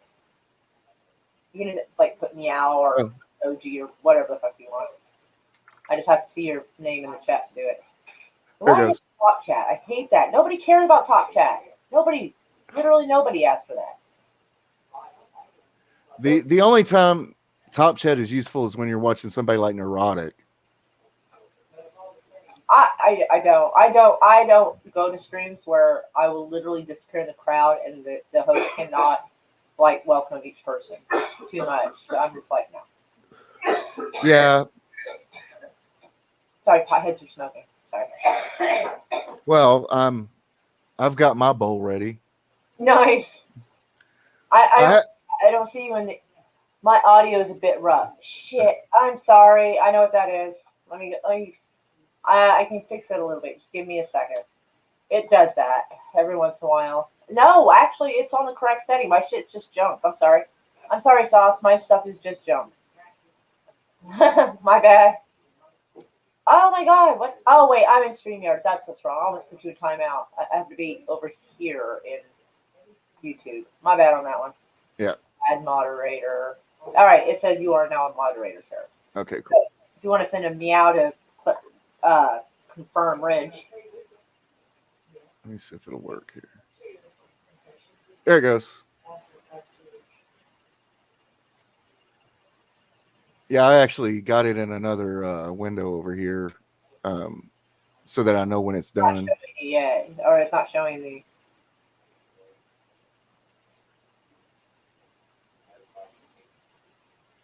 Make sure it's yeah, that's it. I don't know. I know that Jeremy was really excited that he was going to be speaking today. So. Well, I mean, I am curious to see what he's got to say. Like, I'm still kind of miffed at everybody in this. They knew what Biden was going to be when they forced him in. A lot of people actually didn't. It's because they were so busy hating on one person that they thought anything was better than this. And what they don't realize is sometimes there isn't a good guy and a bad guy. Sometimes you're not going to like either. You know? That's how it is. I mean, I'm not saying that Trump's a bad guy. I'm not saying he's a good or bad guy. I'm just simply stating he's just a guy. There is a conflict. There's a good guy and a bad guy. And that's not always the case. Sometimes they could be both bad people, and the other one's propaganda is just better than the other person's propaganda. Yep. And so you go for that person, and they're like, oh, God, we're bombing Syria. Holy shit. You know, and I'm like, fuck. Really? Well, it's been that way since the 90s. People who haven't done anything to us. Again, great. Yeah. Yeah. I mean, I cannot believe that the Supreme Court of the land is letting people be locked down, is letting all this, just throwing out cases without even hearing them because they don't want to deal with it. I'm not surprised overly because the CDC has a lot more pull than people realize. And in fact, I believe the pharmaceutical companies, which, you know, CDC is always in bed with the pharmaceutical companies. That's who runs the CDC. The top two of lobbyists in our government, I believe. I think it's oil and pharmaceuticals is like the top. The only thing that's going to fix this is if we have, number one, senators can only serve 1 6-year term. Representatives can only serve 1 5-year term. No lobbyists. And if you want to run for office, all your donations go into a group fund that's divided evenly between all the candidates. No extra outside, nothing. That's a bit of a tough one because, like, if I put my money toward whoever, I don't want his opponent to get that money. I want my guy to get that money. But if we get rid of lobbying and we put like maybe a cap on how much donations you can get, I think that would be helpful. And term limits, one term, so they're not constantly running. There was some famous guy, I think he was a writer or an actor or something, and he's like, you know, politicians and babies' diapers should be changed often and for the exact same reason. They're full of shit. Yep. Now you can't trust any of them. And I'm sorry I interrupt you. I get a little rambunctious, but also, yeah, a lot of like congressmen, like once they like leave, they still get like most of their pay after. Yeah. I've never had that when I stopped having a job. Yep. I mean, they complain about women. Oklahoma is a little white trash, I'm not gonna lie. But we complain all the time about women with food stamps and like 5 kids. But you want to know who the biggest welfare whores are wearing suits. Yep. Straight up. Yeah, they are. That's why they're allowed to do stuff nobody else can do. Yeah. Like, we weren't paying all these politicians a bunch of money when they're not even in office no more. Like, there'd be plenty of money to help out single moms and shit. Or single dads. I mean, I don't want to be discriminatory. There's a lot of single dads out there. Well, you know what? If I was a police officer in the jurisdiction that Nancy Pelosi went to that and got her hair done, you know what I would have done? I would have walked up to her and gave her a fucking ticket. I would have went up to her and gave her a ticket. And when she argued with me, I would have arrested her. Yes. Oh, that would be because that's their job. Right. Oh, that would be such good shit. Oh, I'd be like, I've got evidence that you broke this rule, so here's your ticket. And And she was The so bit- mad. Her biggest thing is she was so mad she was caught. Like, she was so mad that there was a camera. Like, bitch, you've been there before. You didn't know they had surveillance cameras? They thought they were going to turn them off for you. And then She she was, thinks trying to put it on the woman. She said I shouldn't have fallen for that. Fell for what? I can tell you right now that I have never gone past a barber shop or a nail salon and got hustled into going in. No, well, you call and you make an appointment. You don't. They don't come. They don't come lure and trick you in. right. And even if it was a trap, so what? How many times did the government try to trap us? That guy on Ruby Ridge, they wanted him to inform on somebody, sent somebody up there and said, hey, I need you to cut this shotgun down to below 16 inches, which is illegal. It's all said and done, and they killed a few people, including his wife and their baby that she was Yeah. holding. And he told them no. He told them he wouldn't do it. And then they offered him like $10,000. Oh, the FBI love to do. FBI, ATF love to do that shit.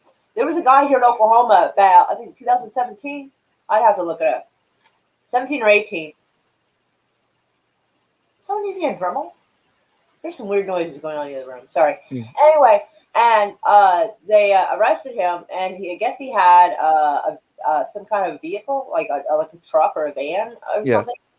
And he was going to blow up the Bank First building downtown in Oklahoma City. Oh, wow. Like 1 a.m. It was supposed to set off at 1 a.m.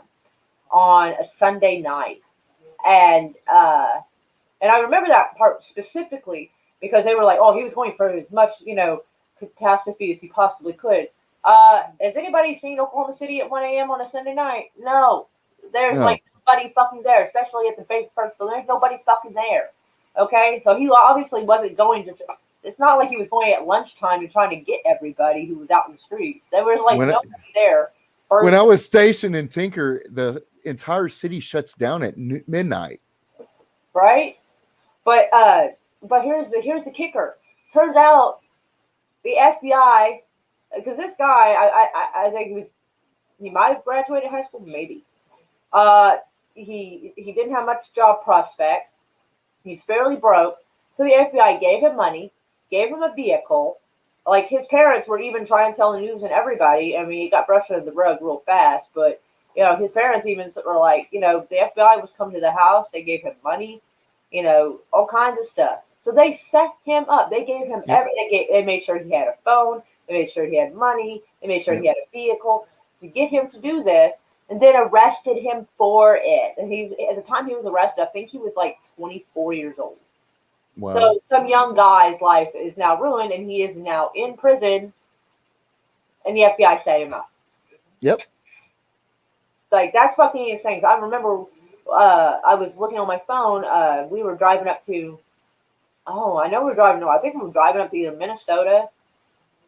I think it was like early summer or something of going up to Minnesota to go pick someone up.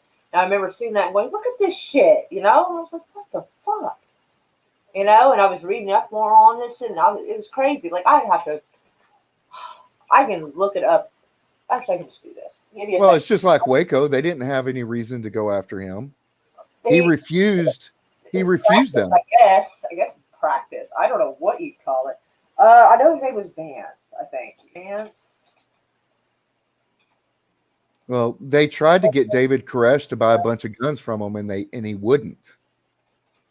Oh, actually, there's a Vance Oklahoma. Okay, I have to figure out how to ask it this question because I'm kind of Advanced Air Force Base and all kinds of shit. So hold on. Damn it. Let's see. I think it's 2017. Okay, see, bomb attempt. That be? Yeah. Yes, I was right. It was 2017. 23-year-old. I was close. Yeah. I did think he was about 24. I knew he was somewhere around that. So let me share screen. Let me throw that up there. We don't need sound because it's an article. So where did it go? Oh, it's way over here. Okay. Where did I put that shit? So this young man right here. I mean, no offense to what's this green shit over here? That looks like some weird Photoshop gone wrong. What the hell is that? I don't know what that is. That looks weird. Looks like he's got a gauge on here, but not the other. It's weird. Yeah. Anyway, Barnell. I thought it was Vance. I didn't start with a B. My bad. So yeah, a 23-year-old man has been arrested after trying to blow up the bank downtown using a vehicle bomb, similar to the way the 95 bombing. See, had been planning the attack for months. It was thwarted by a long undercover investigation. All right, so he's been doing this for months, but there was a long undercover investigation. So, okay, so they let him get that far. Okay. He was arrested after he parked the van loaded with what he believed to be working explosives. So guess what? He believed to be working explosives because they gave it to him in an alley. That's what they believe. Because how else would he have got fake shit? Except they gave it to him. Yeah. So they dialed the number on the cell phone he thought would set it off. The device was inert and could not. So they knew. So they Yeah, they manipulated him into doing it in the first place. Exactly.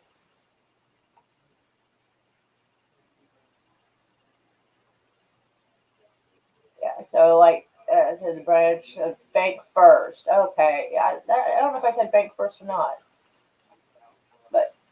but normally they need something from somebody, so they set them up. Yeah, during the meeting in June. All right. Hold on. So when did this?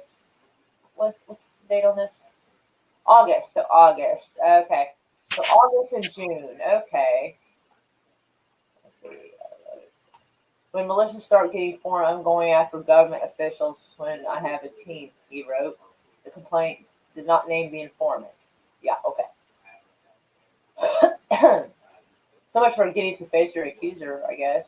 Whatever. So it's probably just a salty kid running his mouth. Probably. And somebody said something. The FBI probably knows I won't fall for it. But like I have said a few times, things like, "Man, we need to grab a bunch of politicians, drag them out the street, and beat their ass." Yeah. I have said that, but no FBI guy has come to my door going, "Hey, I'll give you some money." I'd be like, "All right, you think I'm gonna fall for that? Ha, motherfucker! I'm broke. I ain't stupid." Well, but you also know how kids are. I'll kill them. You know. Well, yeah. And he's probably running his mouth, and somebody went somewhere and said something to somebody Yeah, official. he's probably talking shit. Who has not talked shit about their government at some point? I mean, Madonna was talking about, "I know how you feel. I kind of feel it going up to the White House." Is exactly what she fucking said. She didn't say she was gonna, but she said she could feel like that. And yeah, that could still be. Well, and everything's so twisted now. And so, yeah.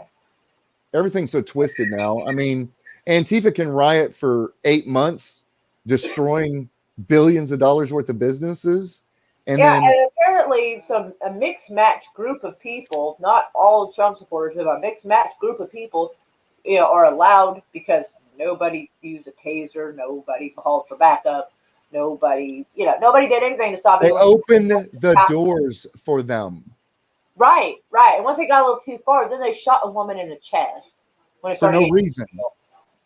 For no reason. They were behind a barricade. She couldn't have gotten through a window that was like this wide, so she may or may not have fit through there, and it's probably hard to tell if there's a weapon, but and it's possible that guy who did do the shooting was not privy to what had happened. Like if it was a setup to be like that, he may not have been privy to what was happening. Right. He just saw that people were coming in and shit was getting crazy. Like that I can understand. Like if you don't know what's happening and no one told you this is sort of like a camera stunt kind of thing for the news. Yeah. He's not gonna know. And that's gonna leave him in a position that he has to shoot somebody because he's like, "Oh crap, I'm hired to protect the people behind me and I don't have a choice." I honestly think that the Democrats wanted this to happen. They I don't know if they did, but they sure enjoyed the hell out of it. Well, the reason I say that is because there's a video footage of those guys inside. That guy was walking out with a podium under his arm. Do you know how much those podiums weigh? Yeah. He was carrying it out like it was made out of cardboard. Yeah. Well, they're fucking heavy. That is supposed to be solid ass wood. That Viking guy, when he got in there, that dude was what's the word I'm looking for? He was just some token crazy guy to be center of attention. But there was a cop inside there going, "Hey, you guys need to leave." And he's like, "Oh, I'll just make sure they don't mess anything up." And he's like, "Okay." And he had a badge. Video. There was multiple phone. I'll get words right in a minute. footage of like them standing around talking with the cops and stuff. It And was, then but like they, it was the other yeah, folks that didn't stop and talk to the cops that were acting wild. It was like a mixed match of different people in that group. yeah. And then there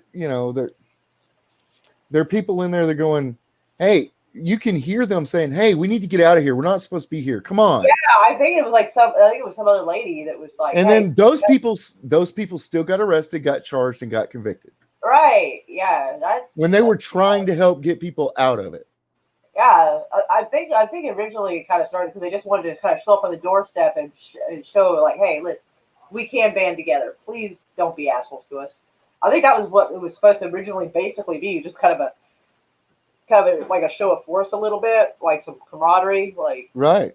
not necessarily planning on doing anything to anyone. But it was so publicized, like it was all over Facebook that they were going to do this, that literally anybody would know when and where they were going to be and could join and do whatever.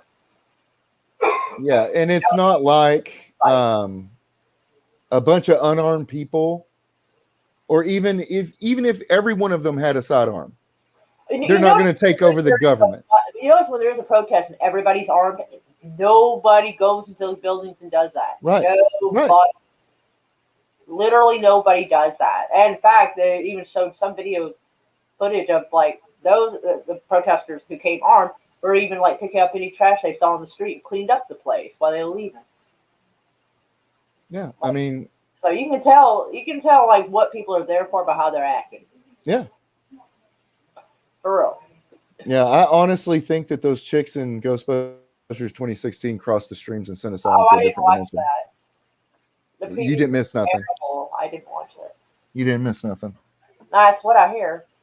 It was all, are you a man? We don't like Actually you. laid the door, and they seemed like they couldn't find their ass with both hands. And I'm like, because the previews are supposed to be the best part. It's supposed to be what catches you, hooks you, brightens you in, and that Yeah. preview did not do it.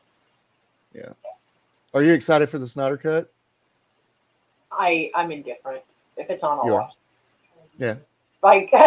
Like, I mean, for those who are super excited, I'm happy for them. I am. Like, I'm super happy they're getting to see what they want to see. I mean, I'll be that excited when the Ghostbusters that was supposed to come out last year actually does eventually come out. I'll be very Well, excited about that. So, like, I'll be very excited if we get anything decent come out. dude, right? I mean, I know I've not really added well to that because I've made like some like cheesy like short films, but like we all have to like protest Hollywood in our own way. Yeah. That's what I'm doing. I'm creating my own stories. You're creating your own short films. Yeah, I keep them short because one, like sometimes a lot of movies is just filler and fluff, a lot Yeah. of it. And like also like some I don't know, like if my movies are kind of crap, I don't want anyone to have to sit an hour and a half through it. Yeah. Like if it's gonna be crap, we might as well just get this over with. And if it's good, then we impacted everything we had to say all in this little bit. There you go. Now you can move on to something else. Yeah. I don't I'm want to keep y'all too long. I'm also considering getting me an art tablet and trying to learn how to draw so that I can just do it myself. Oh, that sounds fun. I mean, it sounds We'll just like see. stuffy at drawing. We'll Weirdly, see. I'm all right at painting, kind of, but like drawing, you get more. What's the word? It's a little more flexibility on painting than it is Yeah. on drawing. Well, I'm done trying to find anybody out in the community that's going to help me out because I just don't think it's going to happen. What do you So, mean drawn? huh? What do you mean drawn? I'm not going to try and hire an artist from the community anymore. Oh, okay. I was going to, and then I got screwed over twice, and I'm Right, done. yeah. Maybe just stay So, away from Commonscape, or at least that part of Commonscape, anyway. yeah. Well, I mean, I don't think Anthony would do that to you. no, but the people that I could trust are too busy. No, okay, that's fair. You know what I mean? Yeah. Like, They're busy. Mandy, They're busy telling you they're busy. well, Mandy and Peter said they would find me somebody, but dude, they're trying to get their stuff sold every day. They're working on their stuff every day. Like if I could So, draw, I'd help you, but I suck. and like I told her, I said I'm not going to hold you to that because you guys are too busy. Y'all got your own stuff to worry about. Right, I gotcha. Yeah, I'm sorry, like some asshole like robbed you, dude. That is so uncool, man. Like that is just. Well, it's people put on a certain face on on YouTube and Twitter, and that's not really who they are, Right. you know. And they So disappeared, so you couldn't even like put them on blast. Huh. yeah, yeah, yeah. The first one was Sir Tremendous. That was the first one that did it. So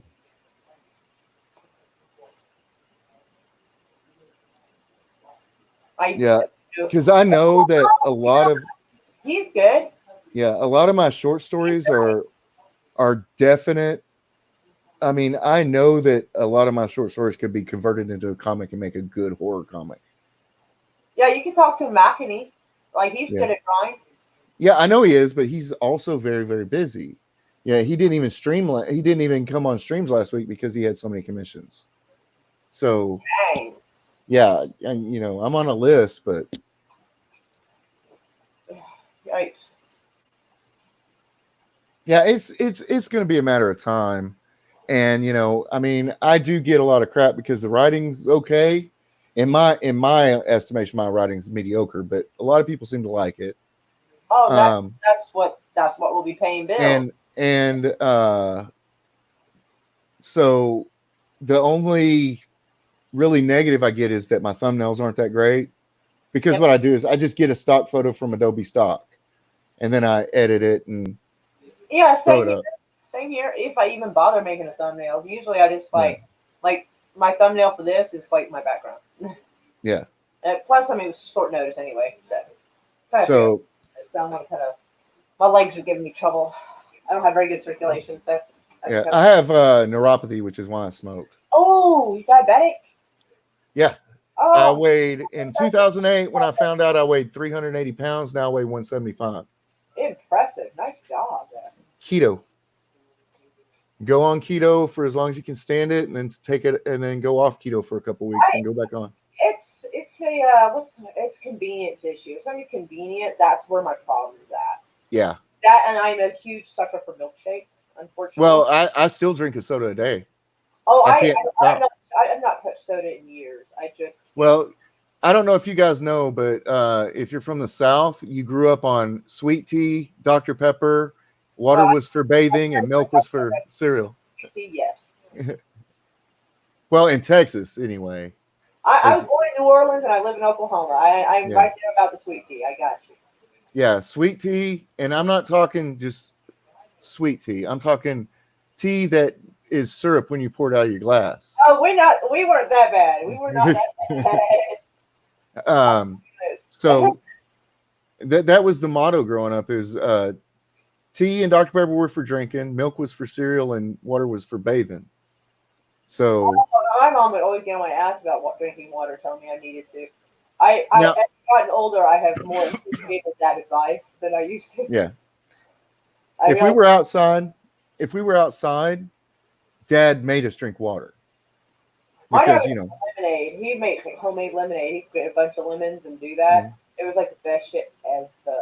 Well, I grew up in the country, and we had a half-acre garden, and we spent probably 3 months a year every weekend doing nothing but canning. Oh And- man, we never did that though. We probably, I know we were thinking about getting a canner, but we just never did it. It's convenient during the wintertime, Right. really convenient during the wintertime to go in and go, oh, I'm going to make spaghetti and just go grab a jar of tomato sauce or crushed tomatoes out of the cabinet, not have to buy it. But Right. it is a lot of work. And you Dude, end up, I told you a convenience problem. I have a convenience problem. yeah, and I'm lazy, so Right. I'm not gonna lie. I'm right there with you. Like my idea of going keto is having chicken and stocking up on as many of those vegetable steamer bags I can throw in the microwave as possible. But well, at that least you're not eating. doesn't add up though. Like we're in a messed up place where like you go to McDonald's and it's like $6 for a salad, but like $1.50 for a burger. You know what I'm saying? Yeah, And that causes people who are poor to not eat healthy because I mean, you know, if you're busy, well, I mean, got a lot to do, you can't just necessarily take the time to like pick up real food. well, yeah, and I told my son, I said, what do you eat when you're broke? Ramen. You know, Oh my that's like God. one of the worst things in the world for you. About ramen. that we had argued and negotiated down to her at least getting the ramen that it doesn't have like MSGs and shit in it. Right. If I read the label and I approve, she can have it because I do thankfully have various ramens. Yeah. I do. When I get sick, I do like to eat chicken ramen. Right. When I get sick, but I told him, I said, even like you try to be healthy and you go buy a chicken pot pie, it's a frozen food that's got a lot of chemicals in it. It does. It does. Like those little banquet pies. If you look back, Yeah. there was like 290 calories for that little thing. And it won't. And he has to eat 2 or 3 because he's 19. He's right.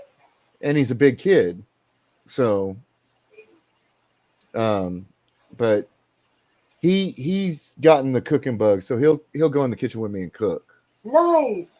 So yeah, we've always done that since he was little. Occasionally strikes my daughter. Like sometimes she's in the mood to cook, sometimes she's not, but it's all good. But like the first argument we ever had over him was the fact that I gave him a knife to peel potatoes when he was 4 years old. I would be a little nervous with that. I would. It would depend on how well coordinated and how well he had really good motor skills. Oh, okay. Really good, yeah. I can understand someone being a little edgy until they know, because every kid's different. Yeah, and my stepkids, they were 10 and 12 years old, or 9, 10, and 11 when I married her. And they did not know. When I made French fries for the first time, they did not know that they came from real potatoes. You would be surprised. I think I've always known they were from potatoes. Like, how does someone not know they were potatoes? Well, when I was, when I was a little kid, I was a latchkey kid, right? Right. And we got dropped off at we had to get on the bus at 6 a.m. and we got dropped off at like 5. And my parents didn't get home till like 7.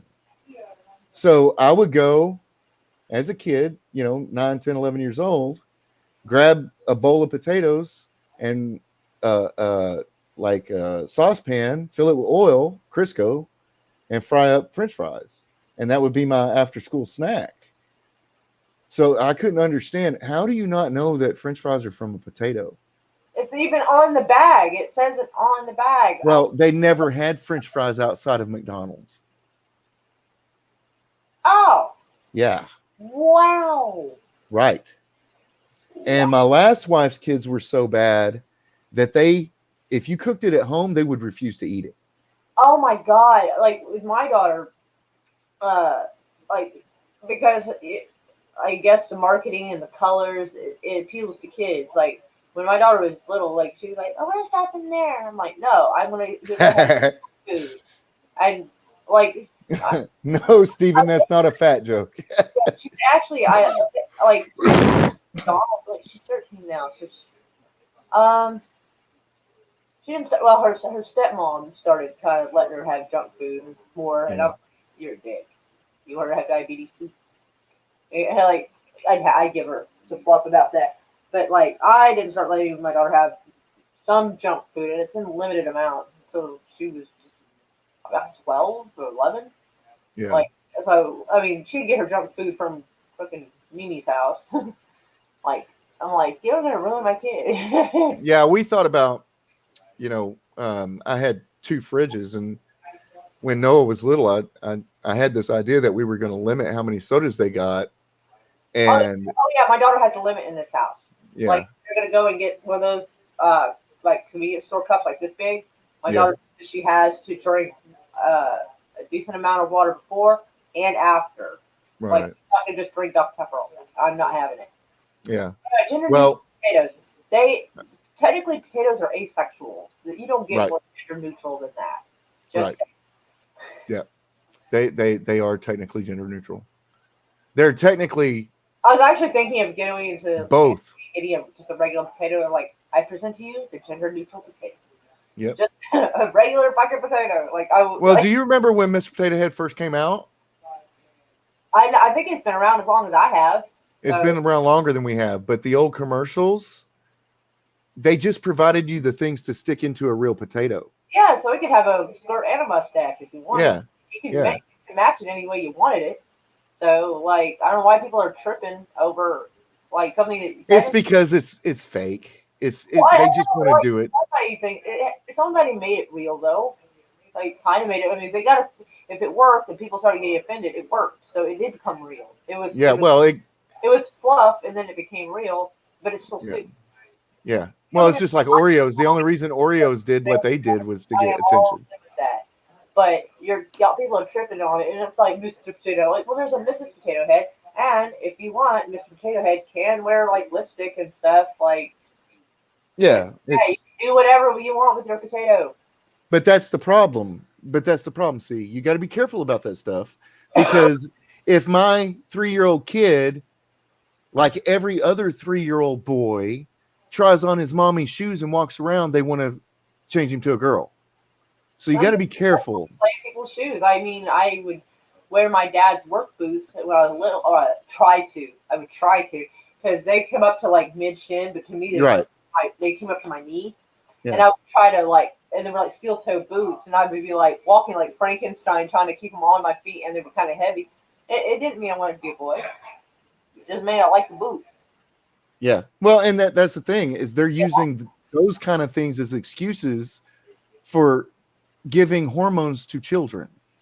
Yeah, I don't think like unless somehow the kid just straight up does not have a pituitary gland or something, I don't think hormones should be given to kids.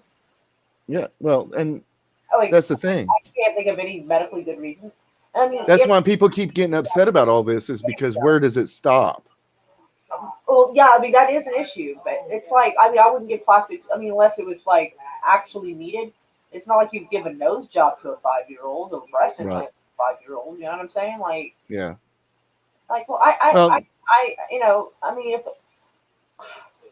oh, a kid feels like they were born in the wrong body, you know, like if the girl wants to dress like a boy, I got no problem with it. If the boy decides he wants to wear a pink shirt, like okay, all but right. they need to be adults so they can understand those decisions. Well, yeah, it's not life changing. Like my daughter, like because some of the clothes they have at Walmart for little kids, very tight pants and very hip huggy, and I'm like, I am not having my 4-year-old, 5-year-old running around dressed like that. No, Well, so I get her boys cargo pants. it gets worse when they become teenagers. Oh, actually, thank God my daughter. Nope, she dresses kind of emo, but not revealing at all. Like she would survive in a Middle Eastern country pretty well. Like she's Yeah. using her Naruto, or I can't pronounce it right. I always mispronounce it, but that the anime, her hair was always covered with a hoodie or her Naruto hat. She always got a hoodie on of anime of some kind, and like, yeah, you don't even get to see ankles on this girl. Like Yeah, I just she'd be fine in Middle Eastern country. She really would. So I'm not worried about that. Thank God. Like, nope. now don't get me wrong, I'm a red-blooded American male and I like seeing women in skimpy outfits. Yeah, women, Right? women. They're women, Yes, right? women, not girls. Yes. And My so daughter, I would have my daughter wearing like she could pick out whatever shirt she wanted. She wanted Batman, if she yeah. wanted My Little Pony. I didn't care. Like that's fine. But like, yeah, her pants were like cargo pants, camo pants. Like it was for the boys section. So because like my daughter doesn't, my little child does not need to be eye candy because I'm weirdo. Now, like, Yeah. and like her dad and for some reason her stepmom, which is weird because she's more progressive than me, so that was kind of fucking weird. Maybe she just didn't want to hear Davey and be upset. I don't know. They're like, you know, you address her like a boy, it might confuse her. I'm like, you do realize that she wears a pink Batman shirt, camo pants, and occasionally a tiara. I think she's fine. Okay. And besides, why would you care? Yeah. Like, what if she? Okay, well, you really think that me putting camo pants on her is gonna make? Okay, first off, that just means we're less likely to have an unwanted pregnancy. Since when do you not like you have a problem with gay people? And she was like, well, I mean, I don't.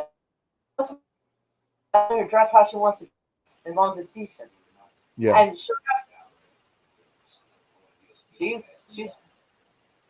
normal. Well, there's a place there's a time and place for I stuff. guess normal varies with people. I should be afraid, but I mean, yeah, if making people dress a certain way and telling them how they need to be a certain way to make them not gay doesn't work, I don't Yeah. think camel pants on my daughter is going to make her gay. No.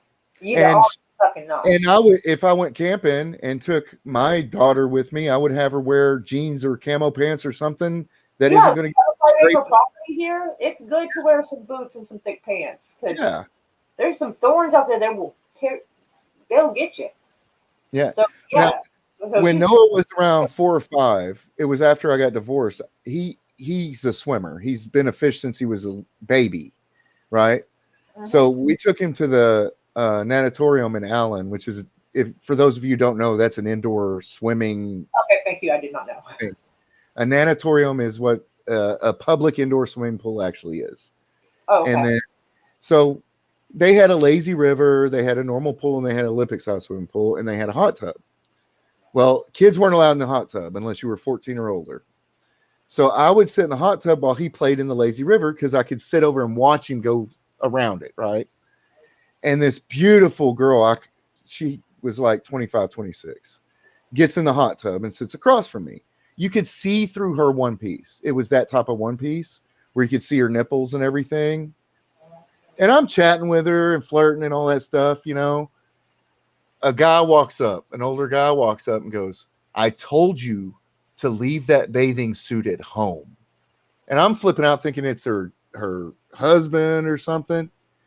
"You're 13 years old. I told you not to wear that." I run. I would turn around. I left. I jumped out of the hot tub, ran and found my kid, and we left then, and I never went back. I don't blame you. The dad probably realized you were like, oh shit. Yeah. And he wasn't mad at me. He probably realized she doesn't look 13. Yeah. He probably realized that. That's why he probably didn't say it at you, but like, you're 13, you don't need. He probably figured that was enough, and he was correct. Yeah. I'm like, excuse me, and I just left. My bad, I did not know. Excuse me, sir. And I would have done. Oh, I'd have been gone. Yeah, I didn't look back. I just got our stuff. I didn't even dry off. We just got our stuff and we hopped in the car and we left. I have questions. Why? All right, she is 13. Why does she own this swimsuit? I don't know. My mother would have burned it if I had snuck around and got enough money. Exactly. My mom would have thrown it in the trash, ran a knife through it, thrown it in the trash, burned it, something. She would have. My mama would not have had it. I wouldn't. My daughter, when I go swim, like usually what I wear is like maybe cargo shorts and like a tank top. I pretty much swim like what like a guy would do. Like you would out in the lake. Yeah. Because I don't like the way I look in a swimsuit. I don't.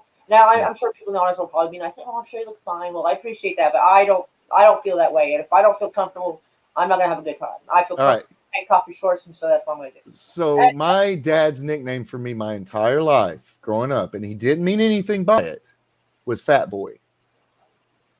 Ooh. Because my brothers were the skinny, high metabolism kids. In fact, my football coach told my mom once that she needed to push me away from the table so Eric could eat. And my mom's like, "Eric out-eats all of us.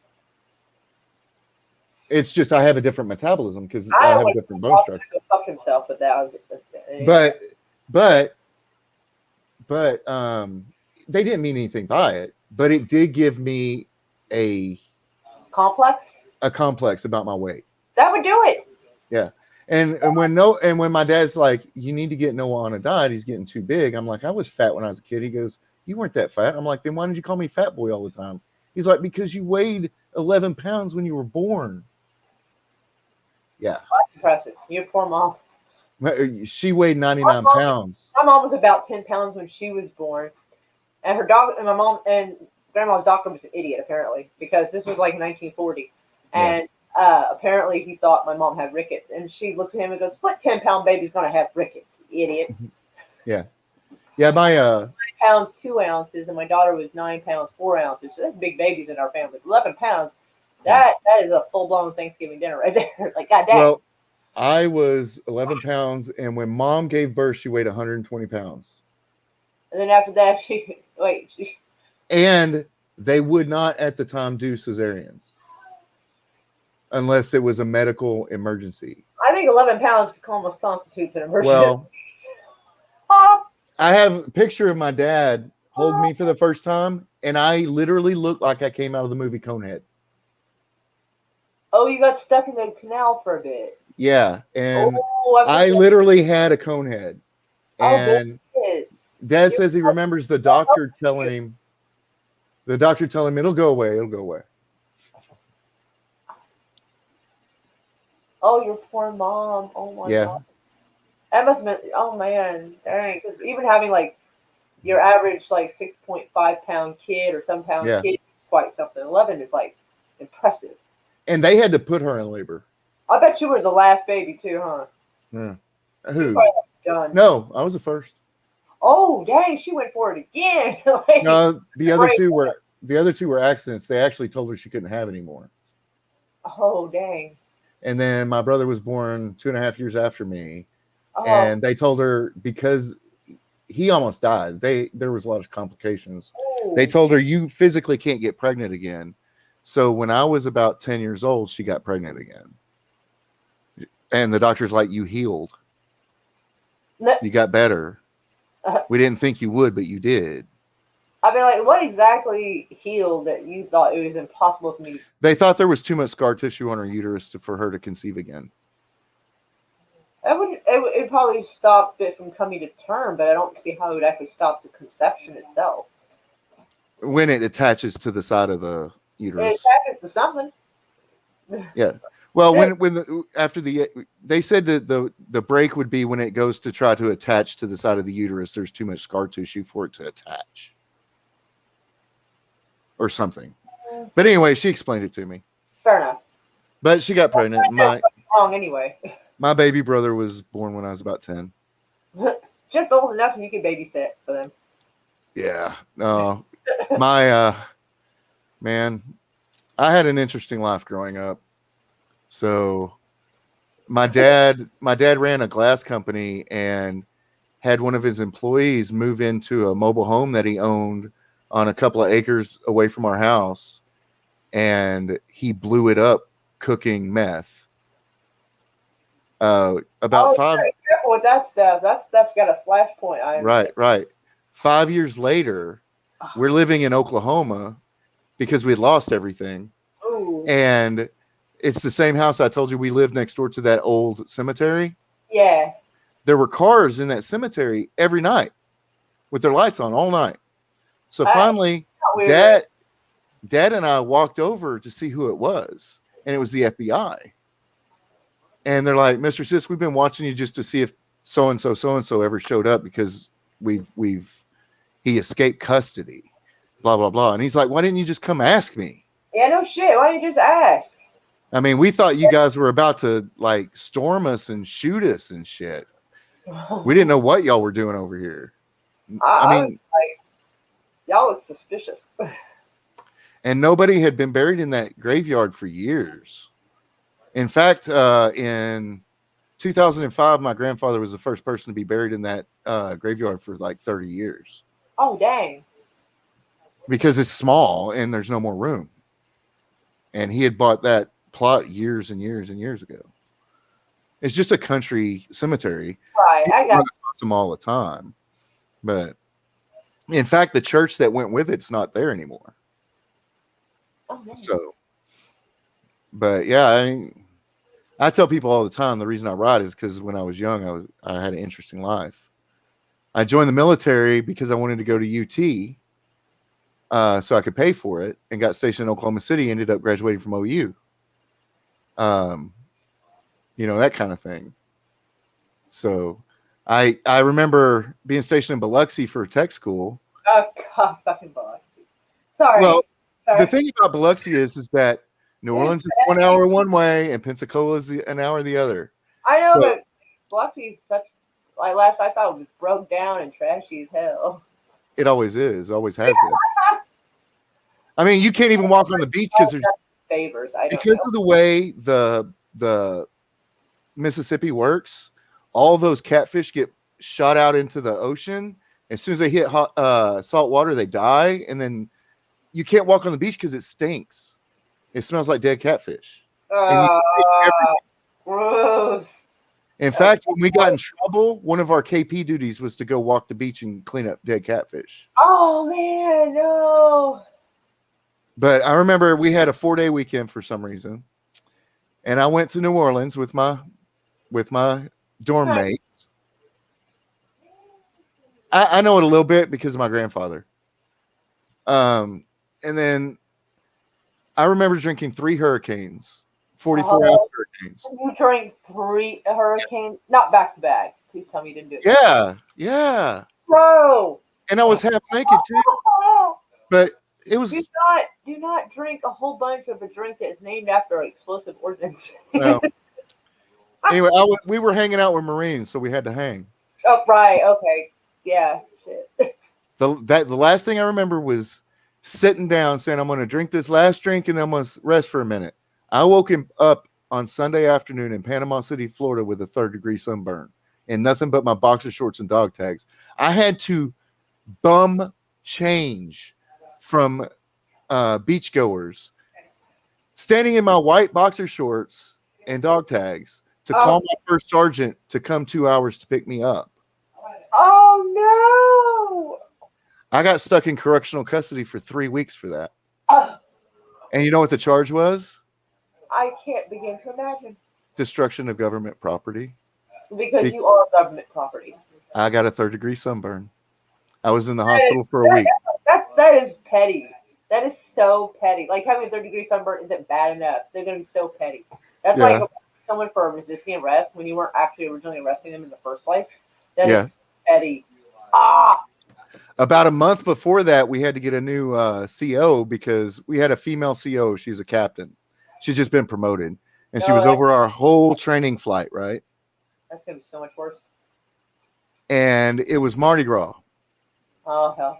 And we went to Mardi Gras. Well, they called us in formation that morning before they released us and said, all right, look, if anybody gets in jail for anything, you better think twice before calling us because you're going to have a letter reprimand. You're going to be put in custody, blah, blah, blah. We get there. We get to a bar and we get into a fist fight with some Marines. Dude. And we get the crap beat out of us. I'll be honest. We're airmen. We're in for tech school. It's a joint base. Keesler is a joint base with Marines and Air Force. Right. Okay. They beat the shit out of us. Oh. We're all sitting in the drunk tank, right? Oh. And my the senior airman that's in the tank with us looks at me and goes, Jack, you're good with words. You need to call the first sergeant. And I'm like, I ain't no. I'd be like, no. And they're like, no, man, you wrote that letter that let us get us, because I wrote a letter to convince them to allow us to go in the first place. Yeah, somehow I think it did not work out. Yeah. I'm like, fine. So I ask to use the phone. I go and pick up the phone. And this screaming, crazy woman gets drugged through the what they call the bullpen and thrown in a drunk tank by herself. She's naked, right? I mean, it doesn't surprise me kind of. But... So I looked at the senior airman and I said, we got this, and called my first sergeant. And he's like, oh, you're in so much trouble. Captain Donegan's going to have your liver for breakfast. I'm like, it's going to be kind of hard since she's in the cell next to us naked. Yeah. Dang. Oh my God. You just won the lottery that day. Holy yeah, I did. I didn't get in any trouble whatsoever for that. I bet not. Like, ma'am, I have seen parts of you I should not have seen, nor the police department. So she did naked pretty well. I'll say that. Hey, when people have talent. That's not talent. Talent is a skill. This is something she just to have. Well, she did. She was like a badass about working out. Okay, that's fair. Okay. Actually, I may have to. I don't know. I have to. I'm excited. We have 12 people in here. Like, I kind of need the watch time, so I'm half tempted to just like leave you here to talk to people while I take my daughter to her stepmom because she wanted to visit over there for. You might as well, because when you get back, I've got to go get cigarettes. That's a 2 mile. It's a 2 mile walk for me. Does anybody want to hop on and chat with Storyman while I'm here, so I can actually put you on here because otherwise I will not be able to. Yeah. He will not be able to do so. Like, hey, Mongo would be good. Mongo is lovely. Well, actually, everybody on here is lovely, obviously. Yeah, obviously. But let's see. Let me go. Where's my Twitter? There's my Twitter. I will go and I will find Mongo. I will send him an invite. Thanks for the reminder. One of my friends messaged me, "Did you get to sand yet? Honey, get sand to plant something." Oh, it looks like the best quote from the night from Trump was, "This is not over." Oh snap, man! They're gonna accuse him of inciting shit. I'm not saying he is. I'm saying that he's gonna be accused. I think he's more probably referring to 2024. Well, I mean, it's good to clarify things, though. It is that way. Well, I just saw a tweet with a snippet. Oh, fair enough. Oh, excuse me. I think I tried to eat my food a little too fast. Anyway, all right, Manga. I sent you a link. Oh, he says yes, sure, good. I assume he is referring to the NCO being dragged in naked. Oh my Yeah, God. it was the I would CO. love to hear the backstory. I would love to see what led to her being butt naked in that altercation. We never did find out. I bet fucking not. Like Nope. what? She was transferred off to another base. It was that bad. She got transferred to another base, and she lost. Oh, God. She lost No, two. drunk thing. That's not even that bad. She went from a captain to a first lieutenant. Damn. Oh, damn. I'm gonna mute for just a second. TikTok right now. Oh no. I gotta mute for just a second. I gotta let the puppies out. Oh, okay.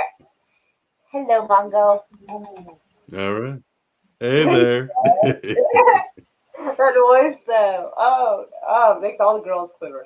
Oh, hello, Toxic. How are you, darling? I didn't. Soul Assassin or DJ. Anyways, I am going to take my daughter to her stepmom's, which shouldn't take too long because it's like about 8 miles away. I just let her out, tell her to meet me, I said hi, and then it's like 8 miles back. Yeah. Depending on how stupid people are on the road, it shouldn't take me long. Just be careful.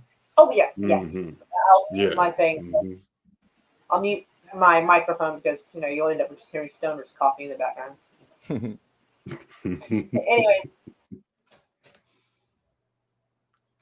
There we go. How you doing, Mongo? I'm doing good. How you doing, Story Man? Tired. Yeah. Misunderstanding, and I was too tired to realize what was going on. So I think I heard a little bit. I got of it that, talked but out. Yeah. I got it talked out. It's That's good. That's good. yeah. I work overnight. So yesterday I started working at 4. I clocked out at 8, and I thought I was going to be on Culture Stream, so I stayed awake. And then certain things happened. He's like, I can't have you on because I'm going to have Mora on,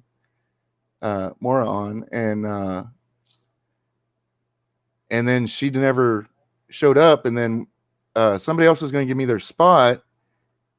And before I could even type, he said, no, come in here.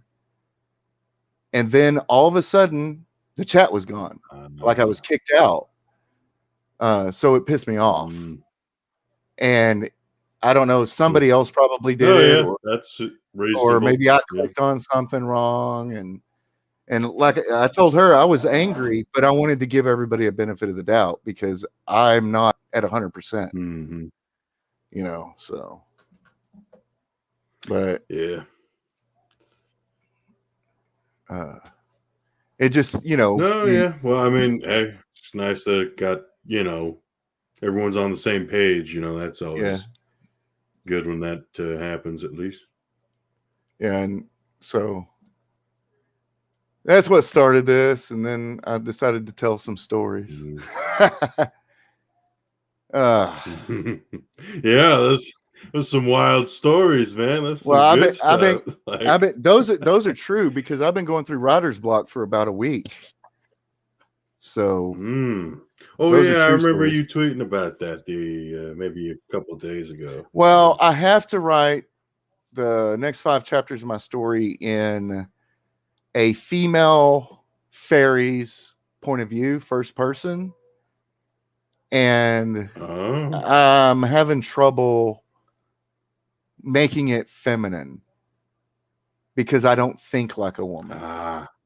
So it's really got me thrown off. I've never tried to write a female character in first person. I've always written female characters in third person. And I get that pretty good because I can relate them from a male point of view as to what I'm experiencing from them, right?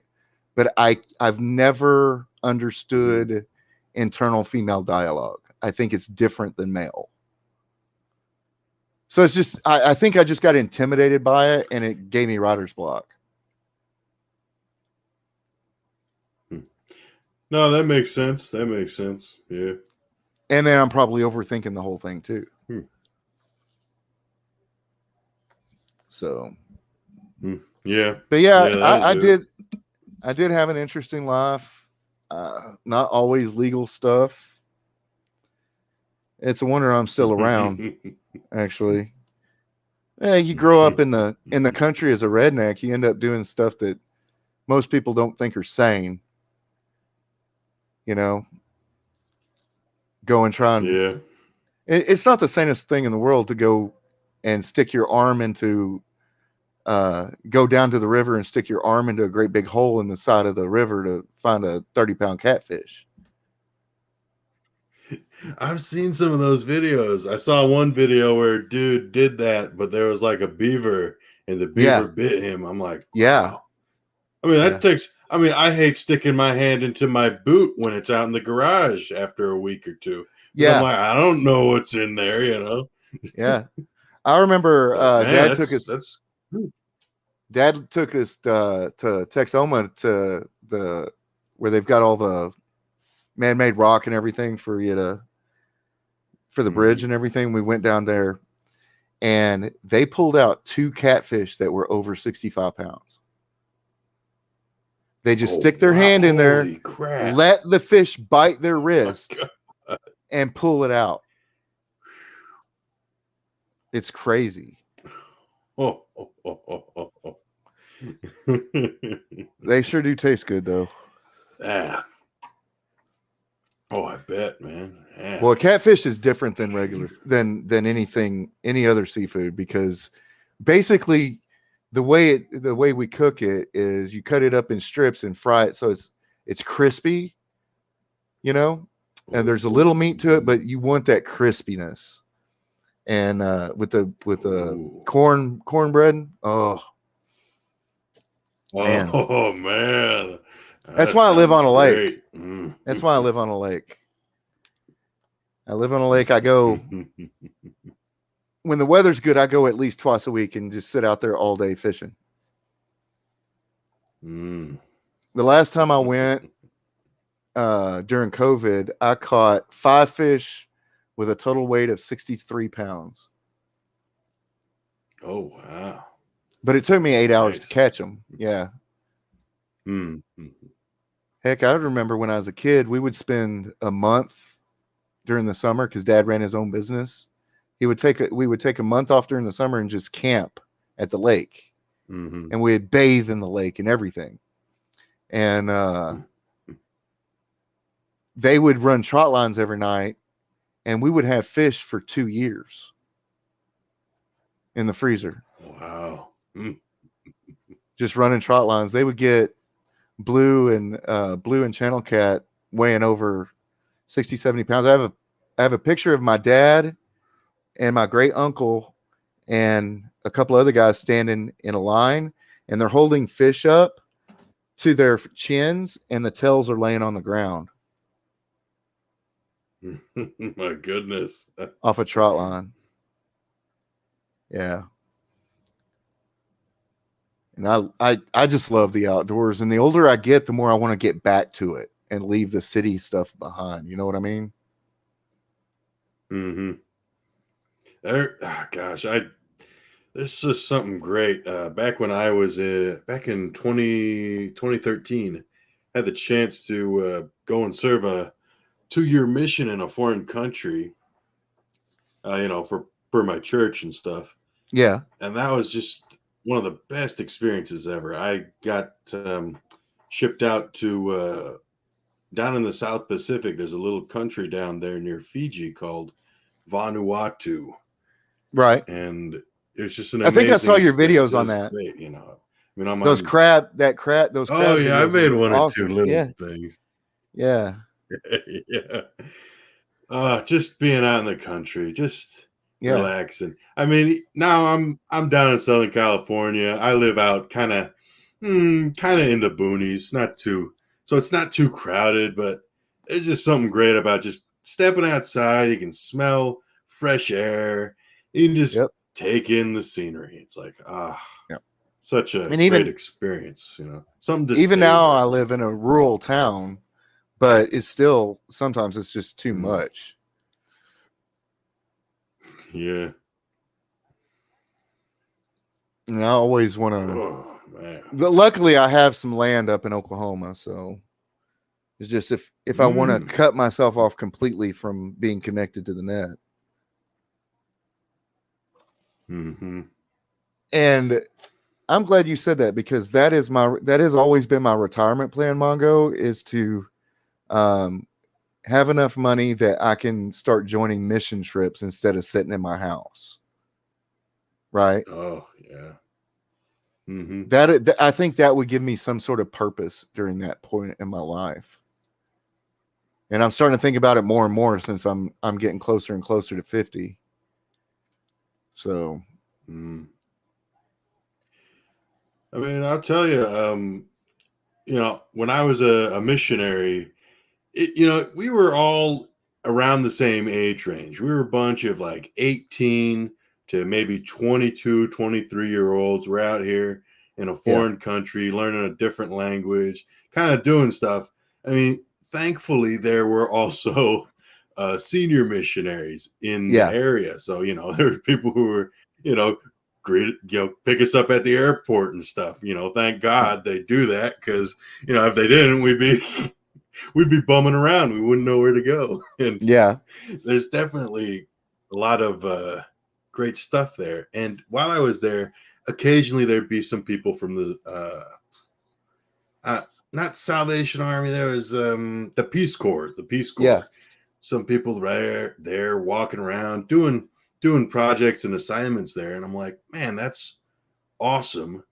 Yeah. And there was a time where I was thinking, maybe I should try looking into that. Might be something fun to try and do. And of course, I mean, you got to have some.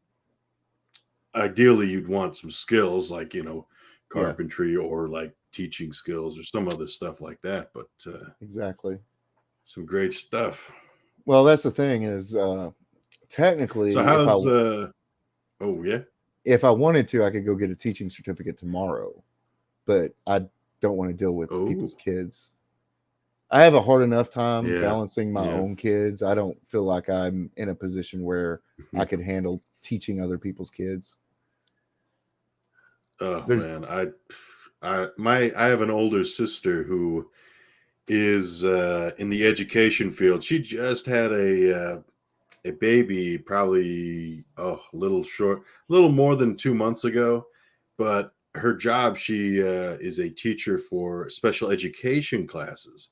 Right. And just the amount of patience that I can only imagine she has, just in a regular class alone, but then working with these children with special needs, just really just a testament to like how freaking awesome my sister is. But it's like, holy cow, you got some great fortitude, just great patience and stuff like that. But how's so you're saying you're doing you're thinking about that POV for a ferry. Is that for House of Cain, or was that a different thing that you're doing?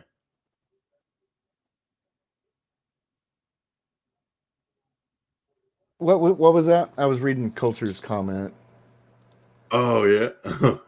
Well, shout out to Culture Casino, of Yeah, course. absolutely. Hey, I want you to know, Culture, that like I said, I'm exhausted, and as I told Mariah in the beginning, is like I didn't think it was purposeful. I did a knee-jerk reaction, and that was on me, right? But it was odd that all of a sudden when I went back to chat, that's what really got me was, and I'm always on the, I don't know about other people. I think this is why I like Thomas so much, is because I can understand him, is that I'm constantly in that fear of, oh, people are just paying, or just saying that to be nice. They're just, blowing smoke. You know what I mean? So I'm always on the verge of thinking, they're just being nice to me. They don't really like my stuff. They don't really want me around, that kind of thing. So I do apologize, Culture, if you're still here.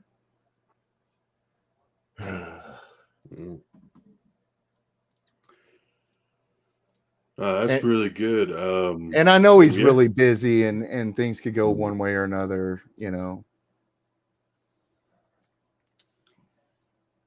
Let me see.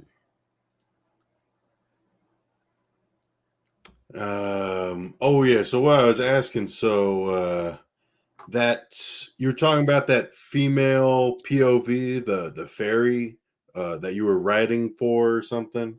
You're gonna write a character. I'm not saying you're writing for a fairy or fantasy thing. Right.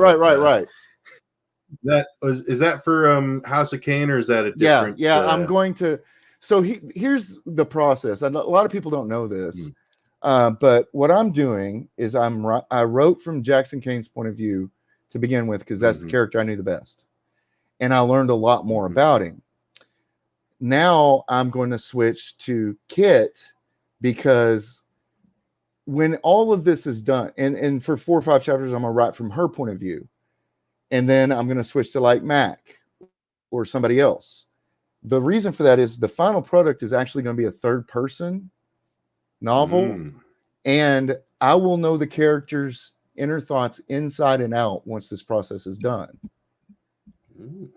So it'll make writing it from scratch a lot easier. Basically, it's all background. Everything that's on my channel is background. All of the October horror stuff, they're House of Kane stories, trying to figure out the world. So in a way, what I'm trying to show people is, hey, this is my process. These are my first drafts. And then once I have a little time, usually I like to wait a year after I write a piece to go back and edit it and rewrite it for submission, because that way I've forgotten the story, and my brain won't fill in the blanks. It'll say, oh, that's a big hole. You need to fix that, No, that makes sense. I like that process. It's obviously I think everybody knows the MCU, but it's right. Like, okay, we had this movie here, Ant-Man, okay, cool stuff. Oh, here's Iron Man, he's got like 3 movies. All right, how about we throw them all into one story? The audience knows. Okay. That's part of the fun with those movies. It's like, right. Hey, Tony Stark, he's got this personality. Of course, he'd probably butt heads. There'd be some friction with him and Steve Rogers. And I really like that with what you're doing there for House of Kane. Yeah. Well, and I was saying this earlier, that I have this almost gut feeling that the universe is, or there's an omniverse, that I subscribe to the quantum theory that anything that you can imagine is real somewhere in another dimension. So when I write a story, I view that like I'm glimpsing something else that's not a part of myself, and I want to get it as accurate as I possibly can. Right? So maybe I watched Sliders too much when I was at a formative age. I don't know.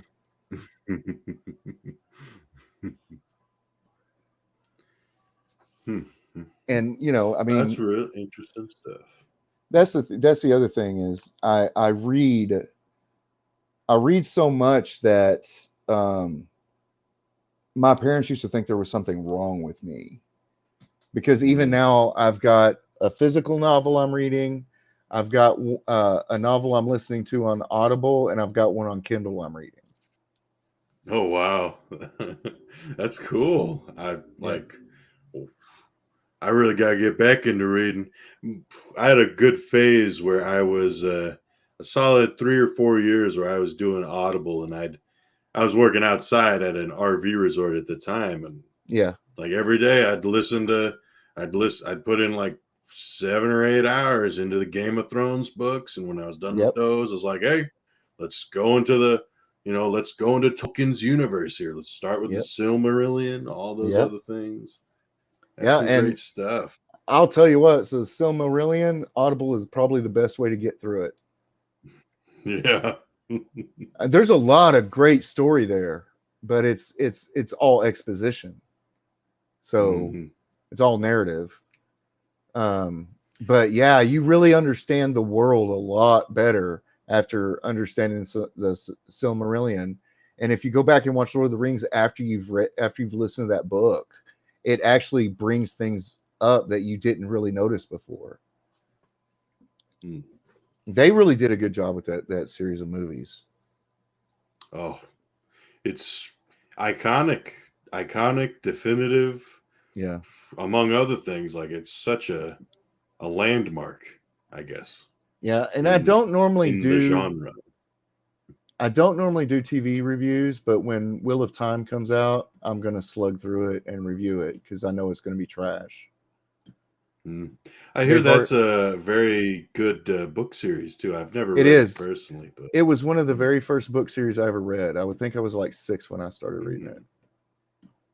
And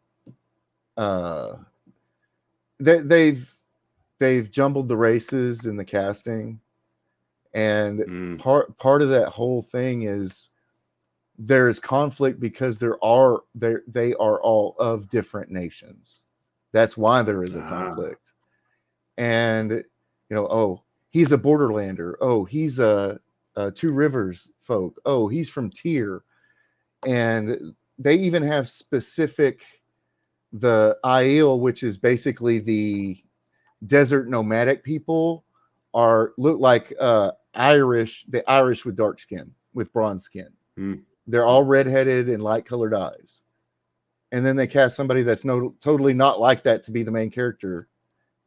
That's the whole story is tied into his bloodline. I don't understand what they think they're doing. Plus, there was an article not long ago where the showrunner said that they're going to explore things that he did not write. Oh, yeah, that's some shaky stuff right there. Some red flags. It's like, I'm just glad he's dead, so he didn't have to watch it. It is probably on level with Lord of the Rings with me, or at least Game of Thrones. At least Game of Thrones. Oh yeah. In fact, it has as many side stories and tie-ins as Game of Thrones does with their characters. Like there's so many. When you get to the end, I mean, there's people that were like just casual acquaintances in one of the first 3 books that you find out what happened to them at the very end. So yeah, it's a high fantasy. The magic has a logical, they explain the magic in a logical way, and it's tied to a battle between men and women, really pretty much. The idea is that they found the devil, or the devil being, and they found out they had what is called the one power, where men could use the male half of that source of power to do magical things, and the female could use the female half to do certain things, but they couldn't use it. A male couldn't use the female half, etc. Right? And they thought they found this power buried in the earth, and it was an age of like flying cars and things like that, that both sexes could use together, right? Like it wouldn't be like it would be one power. And it turned out to be the devil. And because the devil was a male, he corrupted the male half of the power they were using. And after they finally sealed him up, all the men went crazy and broke the world, basically changing the tectonic shift and everything, and destroyed the world. So when the story takes place, the most powerful people in the world are the women who can still use the power, because men can't. They go crazy. And they actually, if they find a man who can channel, they take him prisoner and stop it or kill him or whatever. And the thing is that there's a prophecy that a man will be born who is the dragon reborn, who will be able to use the power and cleanse it and fix everything. And it's the story of this kid who gets called to be a hero, and he doesn't want to be. There are 3 kids from the sticks from farming communities, and one of them is the dragon reborn, and none of them want to be a hero. And that's the basic plot of the story. And everything's trying to kill them and chase them and use them. And they're like 16 years old. And over the course of 12 books, they change and grow into battle leaders and leaders of the world, and basically end up in the end destroying the bad guy. But wow, that's a very interesting setting. Very interesting there. It is. When he first pitched it, he pitched it as 3 books, but it just kept going. And Brandon Sanderson had to write the last 3 books because he passed away. Which is what I believe is going to happen with Game of Thrones. I don't think we're going to get another Game of Thrones novel from him. I think he's doing too much other things. I mean, he's got a backlog of things, right? There's Winds of Winter, Dream of Spring. I think there's another Duncan Egg story that's hopefully gonna come out. Fire and Blood Part 2. It's like I want them, you know. It's like I want to listen to more of this, you know. Yeah, I do too. The only problem is that I want the main story too. But it's been done before, and I will admit people were kind of skeptical when Brandon Sanderson finished The Wheel of Time. But he did a terrific job. You couldn't even tell it was a different person writing. In my opinion. Oh yeah. No, that's good. That's good. I mean, and I just finished listening to them all again on Audible. So, but they're, like I said, it's 12 books, and I think the smallest book is like 800 pages. Oh wow, that's hefty. That's why I said hefty. You know, I was kind of teasing Sporking the other day because he's like, I still have hope he's going to get it finished. You know, and I'm like, dude, Robert Jordan said the same thing. You know, he had been working and working and working. He said he was going to finish it, and he passed away. They had to find somebody else. George R.R. Martin is not a young, healthy man. Unfortunately, I wish he'd be around forever. But you know, it's kind of like, I love Neil Gaiman, but I can't follow his tweets. I love Stephen King, but I can't follow his tweets. I love Mark Hamill, but I can't follow his tweets. You know, it's crazy. The world's gone crazy. Real side note here.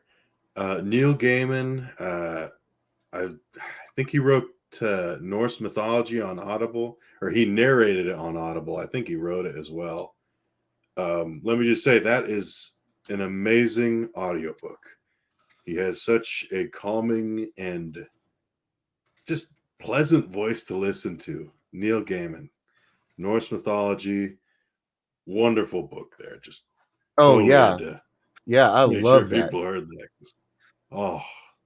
I love such fun. Book. Such fun that he has just going through these, you know, these myths, and it's that kind of stuff that really it keeps passion alive. It keeps passion burning, not just in the creator, but in the people who listen and partake of those various forms of media.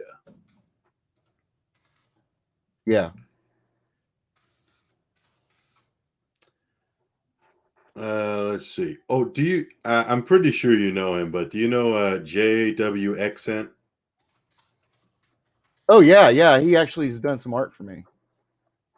Oh, yeah, he's shown me one of those. I saw it on Facebook, and the other day we were having a nice little conversation, just a chill convo, live on stream. We were just talking about the passion that people can put into their various projects. Of course, Jay Accent, great dude, Yeah. very, very fun. I love talking with him. And he's going through all these other projects that he's doing, audio drama things, and he's getting up to. He wants to remaster an old project that he did called "The Monsters Inside Me," and just listening to him talk about the original conception of that project, what inspired him to do it, and then what's inspiring him to go back and revisit it and kind of. I don't know if he's going to be re-recording for that, but it's really neat. It's really cool for me to hear about all this stuff with you and your projects that you're doing, and with everybody else in the community. It's a very cool experience. It's a cool thing to experience for me because I'm just a I'm your average Joe Schmo here. I do a little bit here and there. I have some fun, but seeing this kind of passion and energy as it gets put into these various projects is incredible to see, incredible to witness. Yeah, it usually takes me. I'll sit down. It'll take me a couple of days to write the story, and then I'll wait a day and pick out music and stuff that I think will go with it. And I just recently started doing that in October, putting music on them. And then I'll go back and do a brief rewrite, and then I'll record it 2 or 3 times, pick the best one, and then throw it all into Adobe Premiere and get it up. But that's, like I said, it's a 3-day process, and there for a while I was doing 2 stories a week, and it just got to be too much. Because I don't want to just say, oh, this is just House of Cain channel, Mm-hmm. And I am going to start within the next few months a live stream once I can find a time that is good for a lot more people, where they can write their stuff, come on my stream, read it, and talk about it, so other people can get exposed. That's really cool. I think the first video of yours that I listened to was Alice of the Green, and that was really cool. It was a really interesting experience. I was like, oh, okay. I was one morning, I was like mowing the yard, and I'm like, oh, let me listen to this. Storyman Jack. Yeah, followed him on Twitter or followed him on Facebook or YouTube or whatever. I'm like, yeah, let me click on that, and it was very interesting. I was very interested. Yeah, she's actually Jackson's mom. Oh. And that's the whole thing, is that there was a plan, because the idea is that it comes from the curse of Cain. Cain was not cursed because he killed his brother. Cain was cursed because he lied to God's face. And the curse was this: he was to be marked and walk the face of the earth. Anybody who would raise a hand against him would be cursed. That's the curse. That's the curse of Cain, which I interpreted for this story's purposes to be that the first person who killed a descendant of Cain became the first vampire. That's cool. That's neat. That's really neat. Yeah, and then Jackson's under the impression, because they're immortal, they're bound to walk the earth until they're killed. Because the old Jewish way is the sins of the father, right? Mm-hmm. So the sin transferred down the bloodline. And Jackson's supposed to be the 8th descendant of Cain. His father's like 600 years old or something. Mm-hmm. And so he has special dietary requirements because his body, the genetics of his bloodline hasn't adapted to be able to eat grains and things like that. I've tried to put that kind of stuff in there. Mm-hmm. Right. So, but they find out in the last chapter that I wrote, they find out that it's all been a lie, that Jackson's father is actually Cain's son, and he's been using these witches to give him the ability to procreate every so often. And then he gains more power by killing his offspring when they've outlived themselves, their usefulness. So in the beginning of the story, Jackson's father has already been killed. So now everything is on Jackson. And then he finds out that his brother's a wizard, and he's been manipulated into basically taking a fairy princess as a wife, that sort of thing. Because what it is basically is it's the plan of the dark side to start Armageddon. Mm-hmm.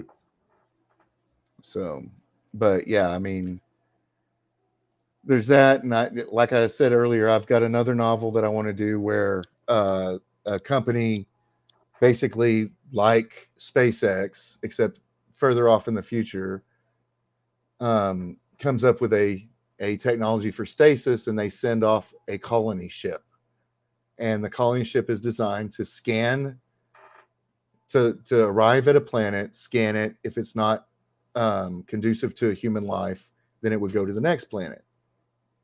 And when the captain gets awoken from stasis to alarms and everything, the ship's disintegrating. And when he tries to scan the planet, he discovers that it's Earth. And the twist of the story is that it's 1 million years later. They've been in stasis for 1 million years and couldn't find life anywhere else in the galaxy. So it came back to Earth. But Earth there's not just humans, there's other races on the Earth. And it's in a medieval setting, basically like a fantasy setting. So he's got to, there's only like 2 or 3 survivors, and they've got to figure out how to get down there and at the same time figure out how to survive and live. But I thought that was a pretty cool concept that, hey, we tried to colonize, but there's no place else for us to go. I like that. A real quick shout out to some of the people coming into the chat here. We got Warlord 297. He says hola. Hola. Sorry, I said that terribly. Hola. Got Banging Gears. Glad to see you. Don't worry. You may be tardy to the party, but the party's still going. Moira's out for a bit. She'll be back soon. Yeah. Optic Racer, shout out to you. Cool Skull says that story sounds sick. Sounds really good. And that he likes the idea that the ideas that you're sharing there, Story Man. Oh yeah. I mean, this is what I do. I kind of live. I'm a creative. I live in. My son says I lose focus. Like I'll be sitting there and he'll be talking to me, and all of a sudden I'm in a different world, and I do that constantly. And that's what I'm doing, is I'm thinking up story ideas, or something just occurred to me that would make a good story. I actually carry one of those old pocket steno notebooks in my wallet for just such a reason.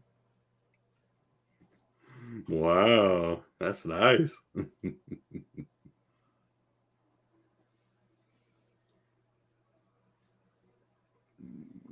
There was a little, not recently, but probably back in 2017, 2016, they had a little series of animated movies for Godzilla. And of course, I'm a Godzilla fan, so of course I got to find a time to bring Godzilla into the conversation, even for a minute or two. Absolutely. But they had a interesting little thing, and basically you pick up like 10 or 20 years after the first appearance of Godzilla on the Earth. And basically, he was kind of a civilization ending threat. So, all the people, they get into a spaceship, they go out into space, and they have kind of a similar premise. It's like, okay, Earth is no good anymore because Godzilla's there and he's going to kill us all, kill all civilization. Let's try and find another place. They go looking around, and eventually they decide, well, it's been X amount of years. We don't really have the time to go out of the solar system to do this kind of a adventure, to do colonization. So let's head back to Earth. They head back to Earth and they just find the whole place has been just drastically terraformed in a way. All life has begun to take on an alien appearance matching the appearance of Godzilla, where just everything is hostile. Razor grass and plants have become razor sharp. New creatures have come up, and eventually it's revealed, oh, you weren't gone for 20 years as you've used the ship's time jumping abilities, or space traveling abilities. You've jumped 100 or 1,000 years in time, and now because of that, you've jumped so much time has passed. Earth has become adapted to Godzilla and that kind of thing. Shout out to Cool Skull. Thank you. Godzilla is underrated. Dude, every Sunday I watch hero. Every Sunday, Godzilla, those afternoon theater stuff, Godzilla or Kung Fu Theater, man, that was my jam. Every Sunday afternoon, that's what I was doing. I was like, man, I hope Dad goes fishing this weekend so I can watch Godzilla, that kind of thing. on the 27-inch console TV, the biggest TV they made. That Curtis Mathes lasted 30 years. Wow. Yeah. Well, nowadays you buy a TV, it lasts 3, 4, 5 years. You got to throw it away and buy a new one. Yeah. Back then, they just opened up the back and swapped out a tube. Swap out some big old transistors or something. But it would look like small now to me. I'm talking about those big TVs that had the speakers built in, and yes, man. That usually, my grandma had one that all they did was they put an Afghan over it and put the smaller TV on top of it when it went out. It was basically a table. Yeah. They don't make stuff like they used to. Everything's throwaway and such. But yeah, I kind of live in that. My mom told me after my last divorce that I should find somebody that was off in their own little world just like me, and we could be in there together. And I said we would starve.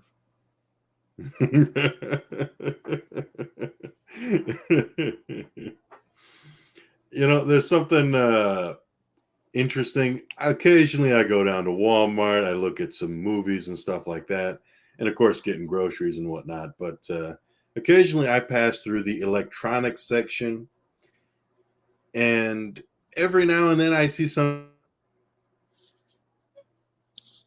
a couple of weeks ago I saw a cassette player. I'm like, wow, I'll be damned, a cassette player. And it's like, it's a trendy, it's a retro, and seeing record players. I'm like, that's some cool stuff. Of course, they still make records nowadays, but like a cassette tape player for music and stuff, that's something that's always gotten I think I wore out all my tapes. My parents, it's like, okay, here's the Roku. Mm-hmm. Yeah, I'll never forget. It's like, nowadays it's like, okay, you got a smart TV. How do you set up your apps on the smart TV? Yeah, I have to go to my parents' house at least once a week. Yeah, go on. Yeah, about a month ago, my dad has a Mac, right? And he runs his business through it. He's got QuickBooks and everything. And he's like, "Oh my God, I need help." I'm like, "What's the matter? What's the matter?" And he's like, "The cat fell asleep on my keyboard. Now everything's deleting off my Mac." I'm like, "What do you mean everything's deleted?" It says everything's moving to the trash can. I'm like, "Dad, just I'll be there. All you got to do is tell it to stop and empty it back out." But he doesn't know that. But he's freaking out. I thought the world was coming to an end the way he was talking, and so it really gives me.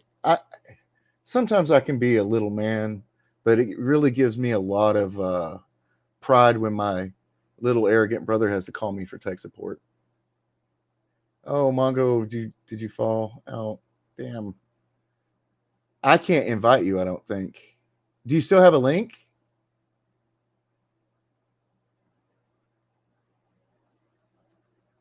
I don't think I could.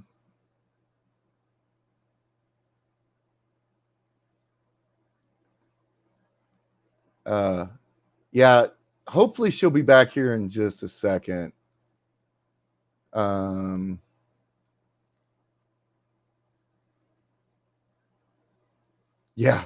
Yeah, I don't think I can carry a stream by myself. I've tried before. It's not real good. I could, I guess I could give y'all another story idea I've got.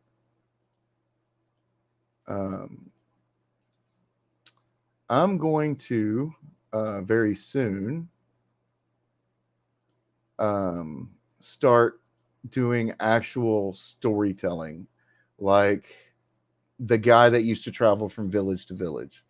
I've got in my backyard, I've got a fire pit. I'm going to get me a digital camera of some kind that'll work good out there and get good mic action and tell a story as like a one-man show, like they did in the old days with the oral traditions, and show that a storyteller is different than a writer. It's different than an author. A storyteller can be a writer, a storyteller can be an author can be a storyteller, but they're not exactly the same thing. They're a storyteller can stand in front of you and use his own emotion, his own expression, his own acting skills, if you will, to give you an idea of what's being left out of the actual narrative. Whereas a narrative, when you're a writer or an author, has to be perfect in order to convey that same idea. And a lot of times it's difficult to tell if you're putting in too much description or not enough when you're writing.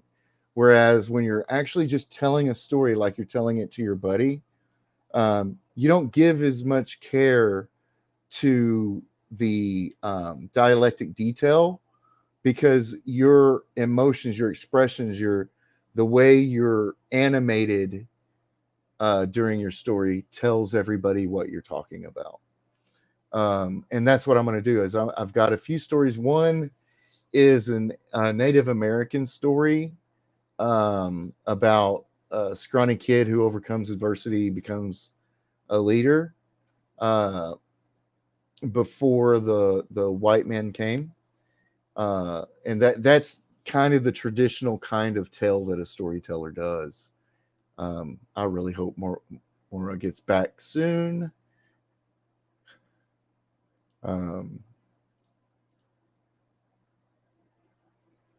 There's another story I've always wanted to do, where I always like the concept that the journey is more important than the destination. So I'd like to sometime figure out a good directional story like that. Like, I have a post-apocalyptic story I'm working on that takes place about 500 years after the Yellowstone mega volcano goes up. And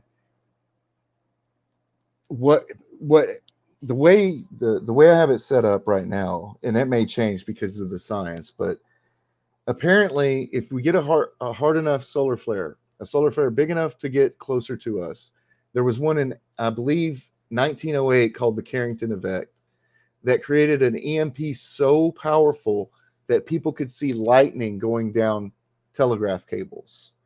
They estimate that if a Carrington event of that nature happened to us now, our entire infrastructure would be gone completely. No communication whatsoever. No vehicles, no nothing. So the idea was that the Carrington event, another Carrington event happens, and it causes what is called a geo EMP. It means that the EMP is powerful enough that it disrupts geological magnetism and causes the Yellowstone volcano to erupt. Boom.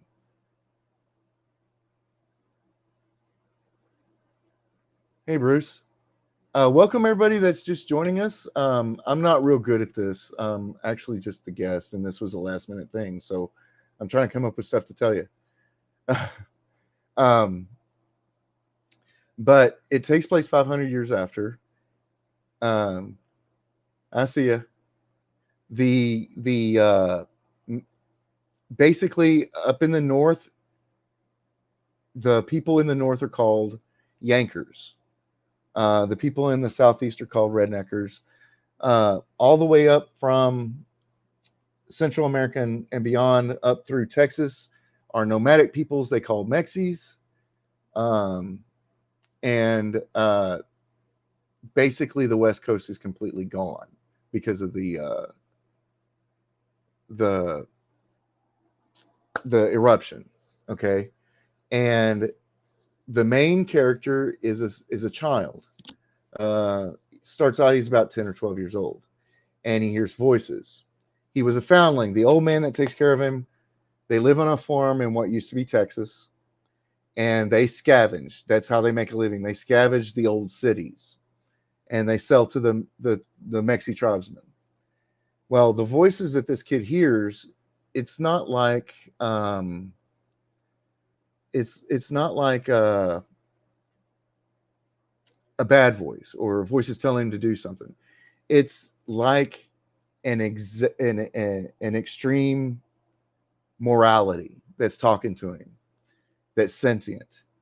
And as you go along, you find out that he was found because he's special, and the being that's talking to him in his head is actually God, because after the world was destroyed, people forgot God, and his job is going to be to bring people back to some sort of faithful religion. And this is a case of where he's going to certain places, but there's not a good reason for him. It's more about the journey. It's about meeting people. It's about understanding different cultures. It's about bringing people together and finding out what we disagree on isn't as important as what we agree on. That's where I want to go with that one. So that's those are two, the sci-fi one and then the post-apocalyptic one. And I don't tend to write in a certain genre, even though most of what I listen to is or read is sci-fi fantasy. Sometimes I have to force myself, but I do reread the classics every year. I read Aristotle. I read Plato or Socrates. I read Dickens. I read Stoker. I read as many classics, and I spend a lot of time with Shakespeare. Always have.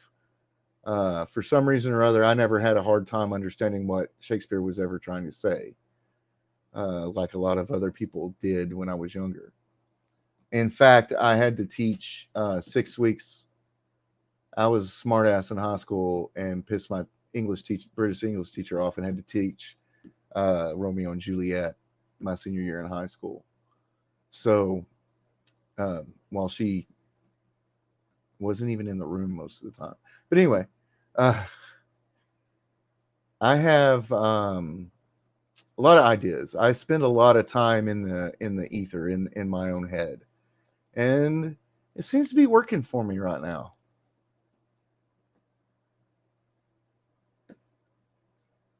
Yeah. That's the whole thing, is that I think a lot of people in our society nowadays have lost touch that not everybody is supposed to be like each other. We're not supposed to be. God wouldn't have wanted us to be that way. We wouldn't want us to be that way. Disagreement, different cultures, that's what makes humanity special. Not individuality does it. I am a mostly Celtic person who has 2% African blood in them.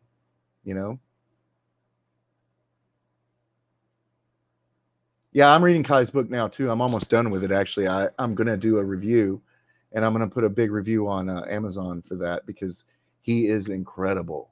That is an incredible book. And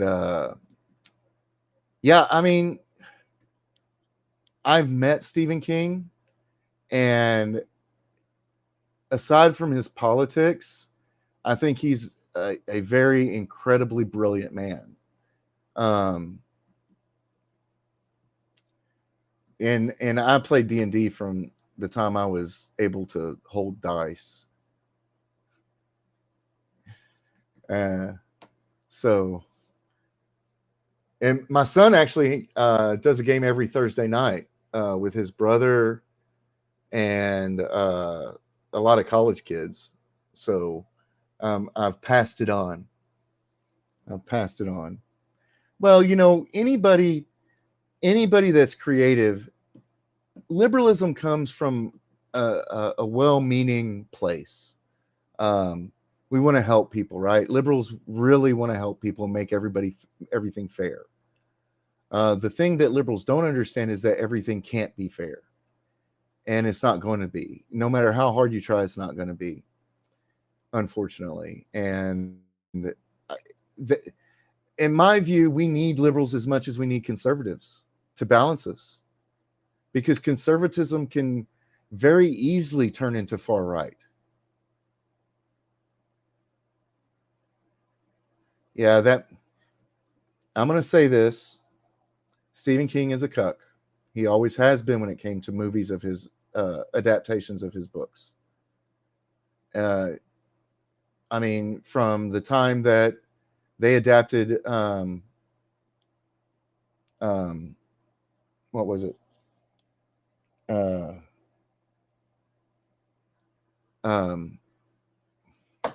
Stand, or not The Stand, the Kubrick's movie. When Kubrick adapted his movie, he just let him. Yeah, The Shining. He just let him. He just, whatever. He didn't even like it. They did the same thing with The Stand, with this miniseries. I just watched the whole thing. They added shit he didn't write. They changed characters. They didn't just race swap. They actually changed character motivations. It was crazy. I think, I mean, if I don't think it'll ever happen, but if anybody ever approached me and wanted to make a movie out of anything I ever wrote, my only stipulation would be that I retain creative control and could veto anything. And if they didn't want it, that was fine with me. And if a lot more creatives did that, we wouldn't have the problems we're having right now.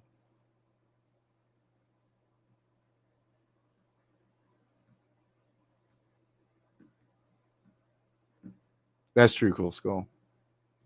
But, a lot of the liberal, far left crap you see out of Hollywood is them just pandering anyway. They don't believe that crap. The Me Too movement, most of them didn't believe in that crap. They all knew what Harvey Weinstein was doing. Every one of them knew it. So, yeah. And I know that for a while there won't be anything getting made. If artists said no and said, I'm not letting you do this unless I retain veto power and creative control, a lot of shit wouldn't get made for a while. But eventually they would. Eventually they would. So, yeah, I mean, but, you know, I'm in this point in my life where money doesn't mean as much to me as it used to.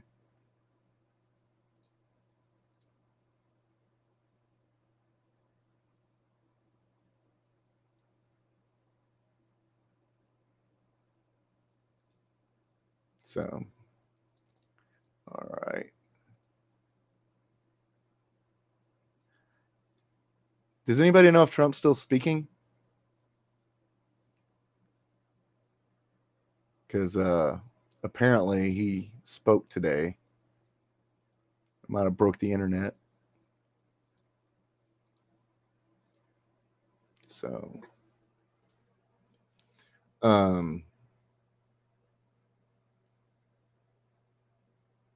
yeah, and that's the thing, is that I'm trying to build something up. So it kind of has, Terry Rose. It really has. It's like, read anything from the High Republic. Read any of Chuck Wingding. I almost call him Wingding again. Chuck Wendig's books. That's not necessarily all the artist.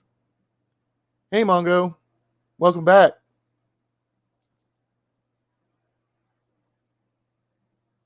Hey, Maura. Yeah. Good, because I was running out of stuff to talk about. Well, I'm like, you're doing fine. That's what I meant to, because like, I like communication. So my daughter didn't realize I was gonna stop his take a break as quick as I could and take her. So she's playing on her phone, and she's like, oh, so she starts getting all her shit together. Yeah. Yeah, and I'm actually going to have to go soon because I'm going to have to walk to the store and get some dinner and some cigarettes. Well, we've been on for like 3.5 hours, so I think we're good. Yeah. And listen, if you guys want to listen to some of my other stuff, you can just pop it up. There's no people in there. There's no action. It is just literally audiobooks. So you can pop it up, cook your dinner, and listen to the stories. I'm proud of a lot of them. They're, like I said, they're rough drafts. They're by my scale not ready for publication, but I want people to see the process. I want people to understand that you just keep working on it. You just keep working on it. In fact, many artists can't let go and still work on it. Look at George Lucas. How many times did he change Star Wars? You sometimes you just can't stop. So, but if you guys want to, it's youtube.com/storymanjack. It is. I haven't put anything out this week. You can drop your link. Huh? You can drop your link. Oh yeah, I can I? I'm not usually a mod. That's pretty much like, yeah, since there's usually no like ruffians and stuff going on. Usually people moderate just so they can, for the convenience of putting a link in. Like, my club doesn't usually need bouncers. Yeah. Yeah, I'm not real controversial either, I don't think. I'm probably more controversial than anybody comes on here. Like, now, yeah. Like I said, I got a warning from YouTube about the last video I posted. So, like, I'm still surprised I got put in Twitter jail like a week or so ago. Like, they never explained what. Like, I thought they were trying to show me a picture of the tweet, but like, it showed like where a tweet should be, and like it's blank. I'm like, I even asked them, like, what the hell did you do that? Like, what was it? What tweet offended you so badly? And they wrote back, well, we saw that you were in violation of this and that. There's some kind of hate talk. Basically, it was something like, they said, well, you're not supposed to make fun of people with diseases, disabilities, this, that, the other, race, creed. And I'm like, I didn't do any of that. What are you on about? You know, like, well, it wouldn't be an actual answer as to which one affects them so badly. Well, that story is a story about my grandfather, who was an asshat, and called everybody, basically tested them to see if they were a quote unquote pussy his entire life. And it's about how he was wounded in World War II, dropping out of an airplane, and drug himself out, and a couple of his buddies, and killed 13 Nazis on the way. When he had a shattered skull and a shot backbone, spine. Wow. When he got back, they said he would not. They told my grandmother he probably won't live 6 weeks. And if he does, he'll never walk again. He lived to be around 87 years old. I say that because we don't know how old he was. He never told us the truth. The government doesn't even know how old he was because he lied on his paperwork. Oh. So around 87, he died, and he walked with a cane and drug his bad leg. But yeah, he was in a lot of his. They did release to me some of his information, but a lot of his stuff is still classified, which I don't understand. Yeah. Like, what? Because it's World War II era. It's all supposed to be open now. Right? Yeah, I don't know. And they found a transistor in his head in not too long before he died from that era. Yeah, that's wow. Yeah. And he was supposedly, I've got documents that confirm, but not official documents. It was just a newspaper clipping from they threw him a parade when he got back, when he was back on his feet. And the county did. And there's newspaper clippings and plaques in the courthouse that say he was field commissioned to captain by General Patton. But his gravestone still says staff sergeant. So I've been told that he refused it, and I've been told they took it away after he separated. right. But they did buy him 80 acres and a house and convert it into a wheelchair house for nothing, for no reason. So, but that story is really embellished. It's based on, you hear story. I don't know about you guys, but he's the kind of guy that a lot of families have that you hear tall tales about. Like, your great grandfather Joe did this, and this is what he did. So I know for a fact he was in World War II, and he was awarded the Congressional Medal of Honor, plus Bronze Stars, Silver Stars, Purple Hearts, all that stuff. He was supposedly in the 90s when I enlisted. He was the 5th highest decorated soldier in U.S. history. Wow. Embellishing still? Huh? Are we still embellishing? No. Okay. Are we still embellishing? Okay. And my drill instructor had heard of him. Wow. In the Air Force. Oh dear, I'd be like, no pressure, right? So, and those kind of people from that era have contacts. Well, had contacts their whole lives in the military. So, there was that, and then I got his prison record, so I know he was convicted of bank robbery, a crippled man, and he was convicted of counterfeiting and so you got artistry in the family. Counterfeiting and extortion because he worked for the mob. So wow. he was an American hero, but he was a bad guy. He's a bad boy. Yeah. He was one of those guys that if you walked into a redneck bar, you didn't want to look at him. You could tell just by being around him that he was not somebody you wanted to mess with or start a conversation with. So, but and there's another story on my channel where I was 10 years old and was almost shot to death. So, wow, by a gunman. So there's that story too. Oh my. Yeah, I used to have an interesting life when I was young. I see that. It actually sounds more dangerous, but yeah. Yeah. He was just a kid.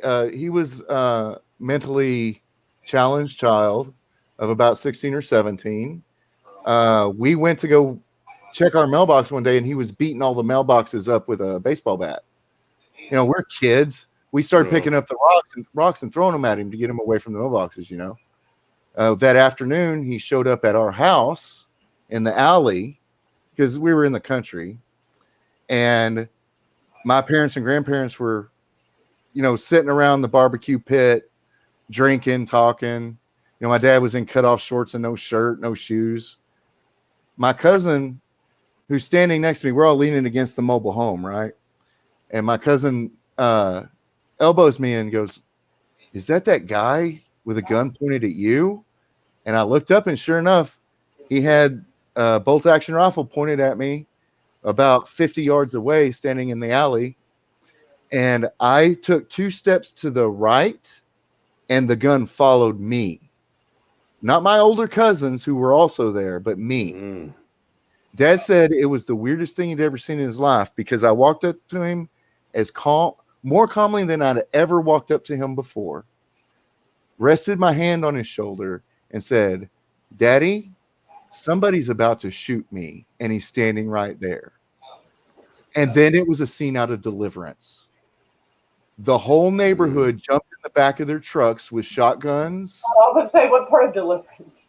With shotguns and no shirts, no shoes, just they were going to go get him. No. Then, the cops showed up. They made me ride over there in the back of the car to that kid's house and identify him. Right. And then, that was the end of the story for me. I never had to go to court, never had to testify or anything. But I went to school with his sister, right? She was a year or 2 older than me. The reason he was messed up was because his mother committed suicide in front of him when he was 6. Oh, my God. Oh, wow. And he had just literally gotten out of the mental institution at Terrell State because he would go back. He was very troubled and rightfully so, Oh. And what he was doing to those mailboxes was because he was angry and he wanted to go back because he knew he couldn't handle it out. So The neighbor will certainly get that done. yeah. So, and I put that at the end of the story because I wanted a balance that, hey, look, this is a really scary thing for a kid, right? A gunman, just like a gunman walking into a school, right?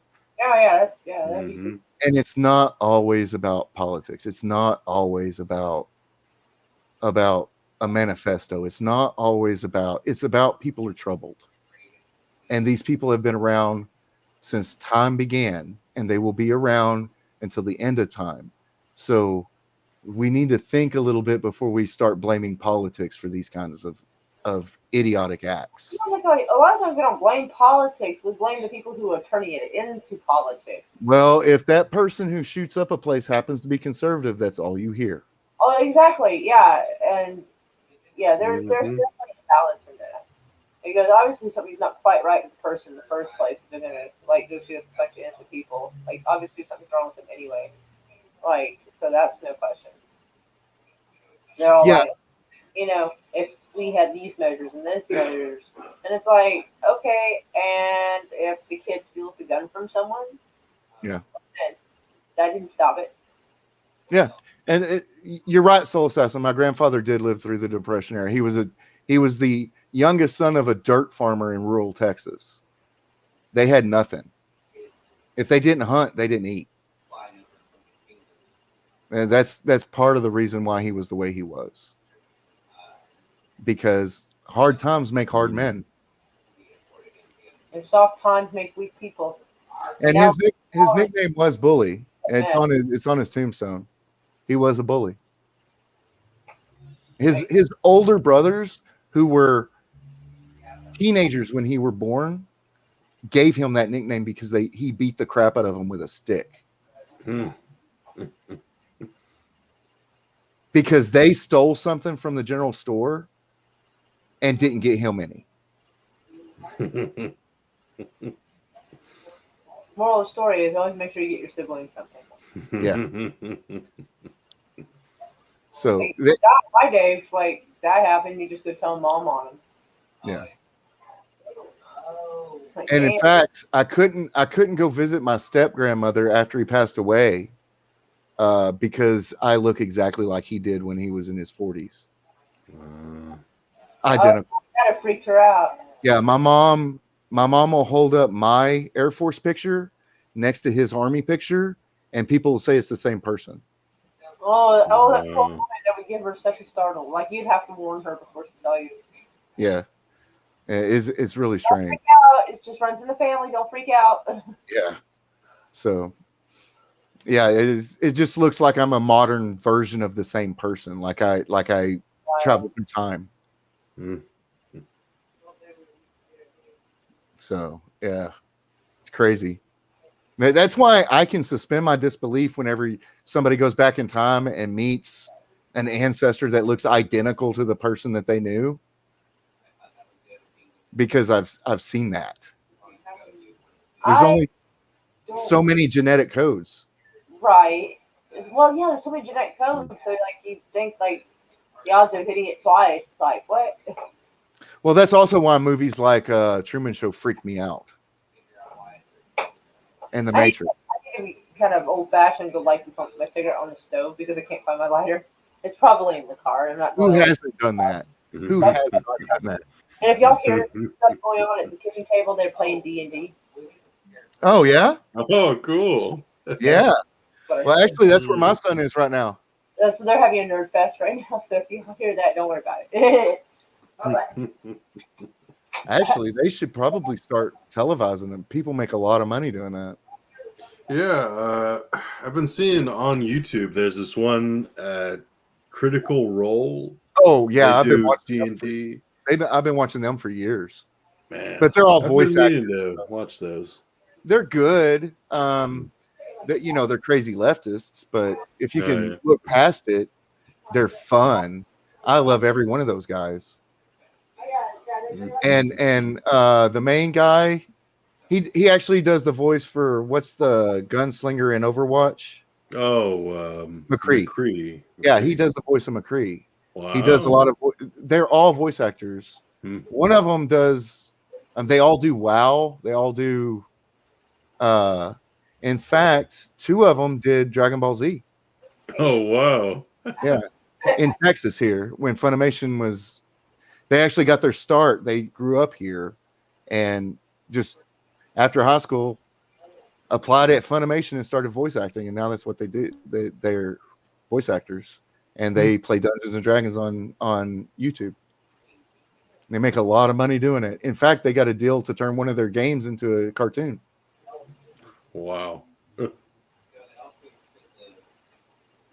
Oh, we are now fairly chill and just talking about random stuff. And I keep getting it from yours, so I keep trying to do this. But Jack is telling some of his stories. It started out as a bitch and complain fest. Yeah, we needed to vent. Like some shit that looked like total bullshit. And I was like, no, you don't wake me up like this. No.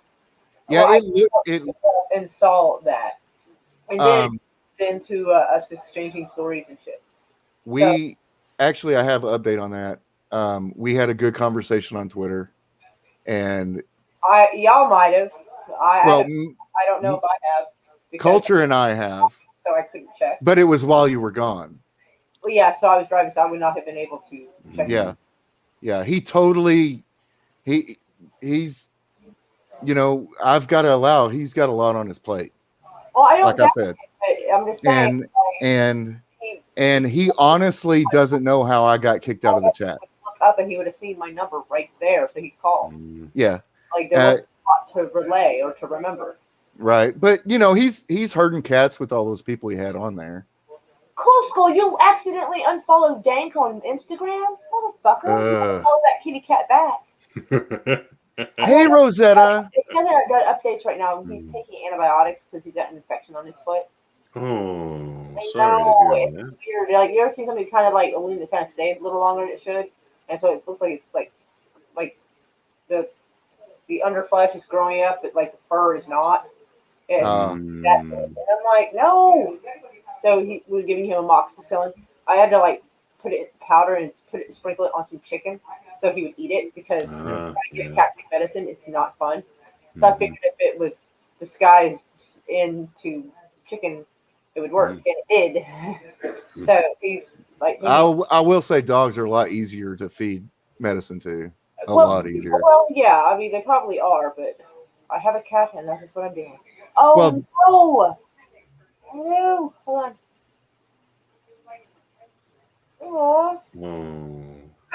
Aww. The kitty. I love kitties, so I'm always have. Oh, actually, I feel bad if it was a dog too. I mean, even though I don't want any animals.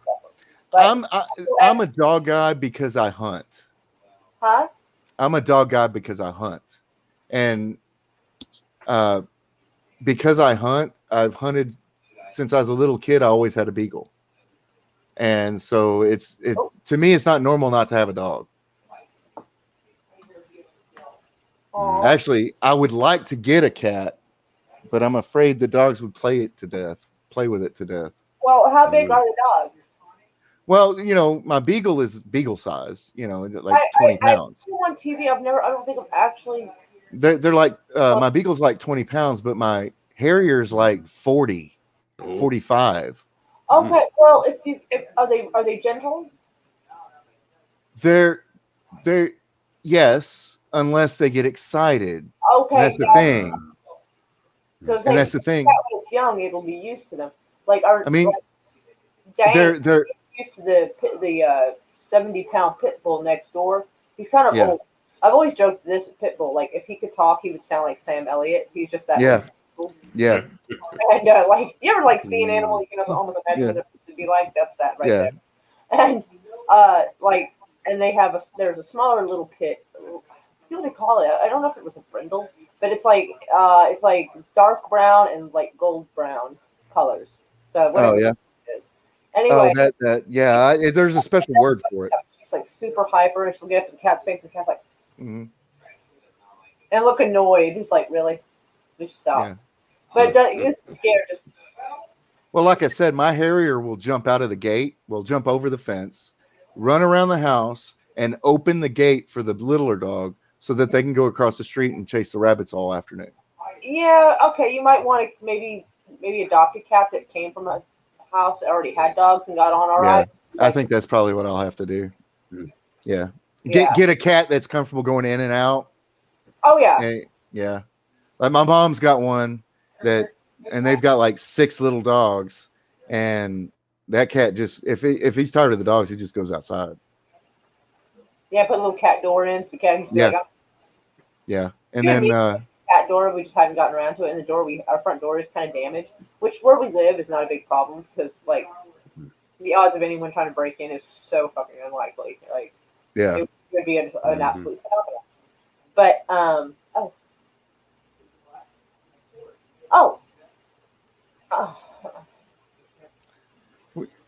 girl. You want to bring her on? We've all been there. Yeah. But that is awesome. That's exactly why we started streaming. We're on for almost 4 hours now. Yeah, I do need to go because I got to go get cigarettes, and fortunately, I don't have any work yet, so I can probably make it there and back in about half an hour if I try. Okay. All right. Well, I don't know if you'll know, my truck is dead. I have to wait. Yeah. Damn, that sucks. Yeah, it's pretty bad. We get I send my son to North Carolina to see his mom, and he gets stuck there because of the storm. Both my hot water and cold water pipes burst. Oh. Wait, how'd your hot water burst? Because in the house?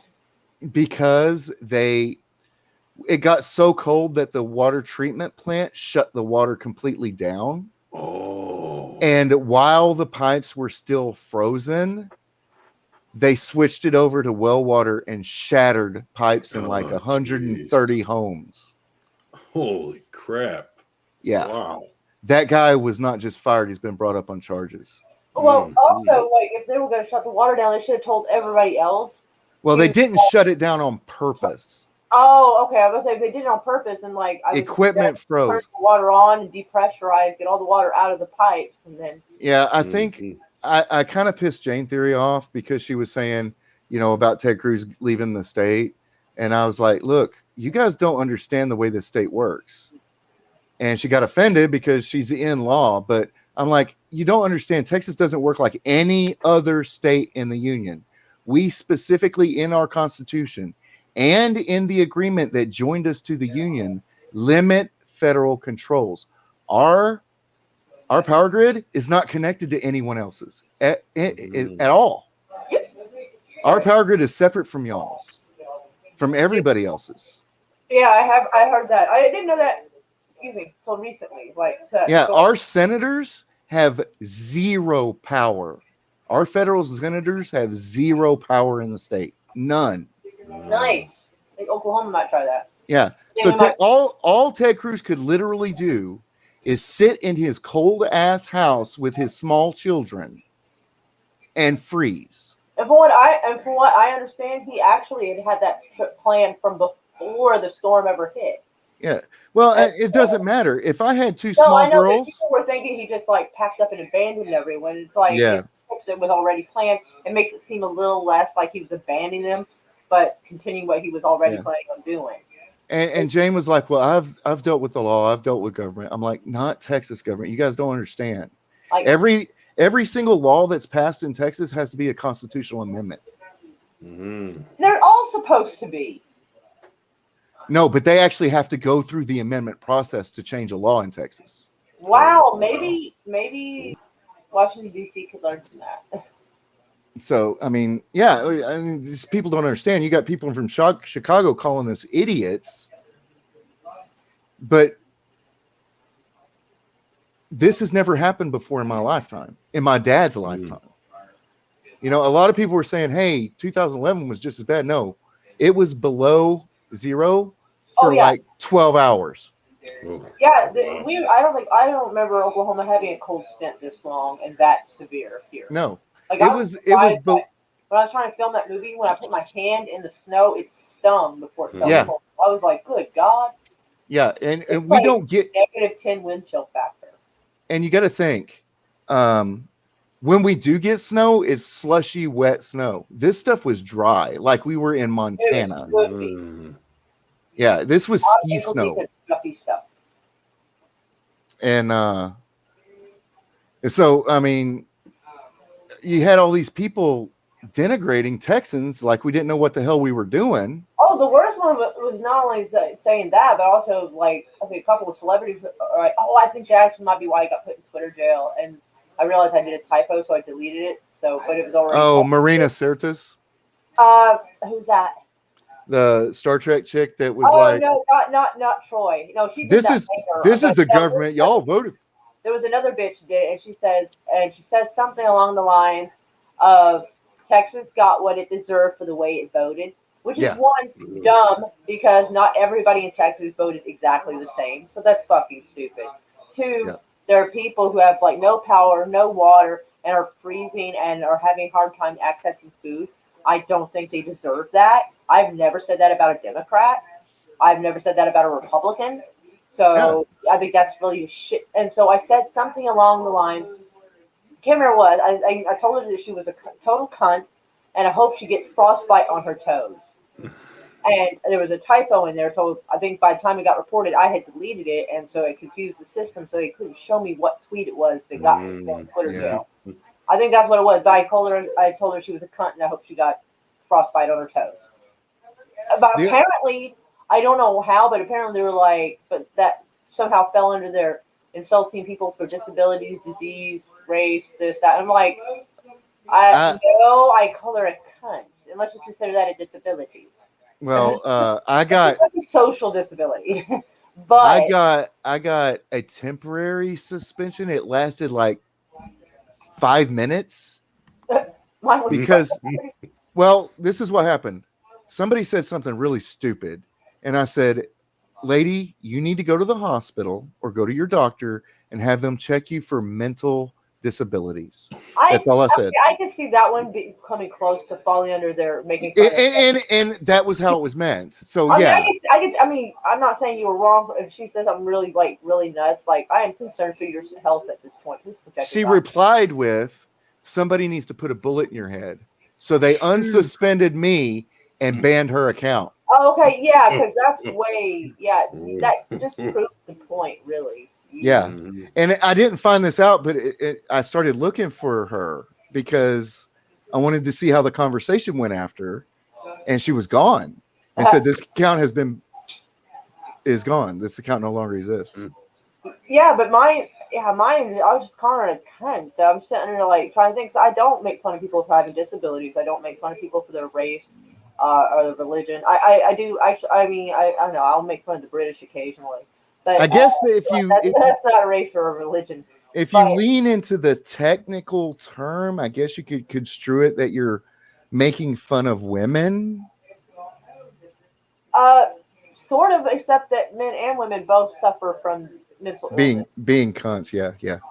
Oh, I call a dude a cunt. I call a dude a cunt and bitch. But like, I'm very gender neutral in my insults. Like anybody's fair game, like guy or girl. Like I'll call you a cunt if you're terrible. I've seen people get banned. Like if a girl calls somebody a cunt, they won't get banned. But if a guy calls a girl a skank, he gets banned. I've seen that happen or suspended. Well, yeah, but I called this lady that and I got in trouble. Maybe it was the hoping she'd get frostbite on her toes. I don't know. Maybe. I was trying to think of something that was like rude, but like not threatening and not actually like wishing death upon somebody or anything. So like frostbite on your toes, Yeah. And like I got a 12-hour ban for that. I was like, mother. But I've had a couple of times recently where I went to go do something and click on it and it says your account's been suspended, and then I refresh and it's not there anymore. It's just not suspended anymore. That is so weird. Oh, I kept trying. I kept going to Twitter because they'll let you scroll around. I kept forgetting I was in Twitter jail, so I tried to like someone's tweet, and it would remind me instantly that I am not allowed to do that. I'm like, oh, come on. I can't even like give a heart. Yeah. Like I can see you maybe not letting me comment because you don't know what I might say, but come on. Like I can't give someone a heart for their tweet. Really? Kai, I have to agree with you on that. We were broke. But since then, every natural resource that would be required in an industrial age such as ours, we don't need anybody else. We have the only helium plant in the United States. Helium? Yeah. We have uranium mines. We have every natural resource that you could get from any other part of the world in our state. We don't need the rest of the country anymore. But we are definitely proud to be Americans. Are you referring to hydrogen? Maybe it is hydrogen. Because hydrogen like explodes and helium is like makes balloons float and makes you sound. Yeah, but we have a helium shortage right now too. Oh, okay. I mean, they're both right top of the periodic chart, but I was like. Yeah, helium. We can mine anything, including uranium, in Texas. Oh my God, the U.S. is going to invade Texas. Well, I mean, they have us. That's why there's so many. That's why there's so many bases in Texas. I didn't know how many there were actually. Yeah, there's more bases in Texas than any other state, except for maybe Virginia. The second largest in land mass, I think. Yeah, but they're all concentrated around San Antonio. Most of them. Oh dang! I didn't know. I mean, there's 3 to 4 Air Force's bases just in San Antonio. Holy crap! Wow. Hey, you were invaded. Oh. So yes, Kai is exactly right. Texas was broke when we joined the Union, but we had been waging a generational war against Mexico. That's why we had to have we had to have Bowie and Boone come down and help us in the Alamo. That didn't work out well. It did, just not for them. Well, I mean, that's kind of what I meant. It didn't work out well for them. They were the inspiration for us to finish it. And Texas is a very unique place. It's not like any other state in the Union. Yeah. Yeah, Soul Assassin, you're right. All right, I'm going to leave. Thank you so much. Thank you, Miss Kitty. I appreciate you having me on. Mongo, it's always great to just shoot the crap with you, man. Yeah, it was nice talking with you, man. And I'm gonna roll my kid. Well, no, he's actually away. He's playing Dungeons and Dragons. I guess I'm gonna have to go by myself. So I'm gonna walk down to the gas station and get me a Subway and some cigarettes and probably write tonight. Thank you, Kai. I had never seen that comparison before, but it might be kind of true. Yeah, it is. Right. I shouldn't be laughing because like both was kind of a disaster, but it's kind of funny the way you said it. Well, I have a really great perspective because I went to high school in both Texas and in Oklahoma. So I got Oklahoma history as well as Texas history. So I really, really empathize with Native Americans. You know, because the Trail of Tears is probably one of the three most horrendous things that ever happened in the United States. Mm-hmm. So, anyway, thank you very much, chat. As always, the greatest in the world. Y'all have a great day. Mwah. Bye. Well, it's probably time for us to also say goodnight. All right. What was that song? I'm thinking of that one movie where like, I know like they sing a song about Edelweiss or something. Oh, The Sound of Music. Yes, like it's time to say goodnight or some shit. Singing, like I don't remember how it goes. I can't really like remember Edelweiss. I couldn't remember the name. What? That is so vague. I'm glad you at least understood what the hell I was trying to say. God, everybody else be like, what the fuck's he on about? I don't know. Look at the flower. I don't know. Leave me alone. Anyways, but yes, we have taken up 4 hours of everybody's time, and we love y'all. Mwah. So he's going to end the broadcast and probably go, Wookie! Now Wookie's here. Alright, hold on. Does the like 339 for you? I can go look, I guess. I see 41 on here. Nice. 41 likes. Yay! I feel very warm and fuzzy about that. And meow to you, Wookie. You just caught us leaving. Hello, Wookie.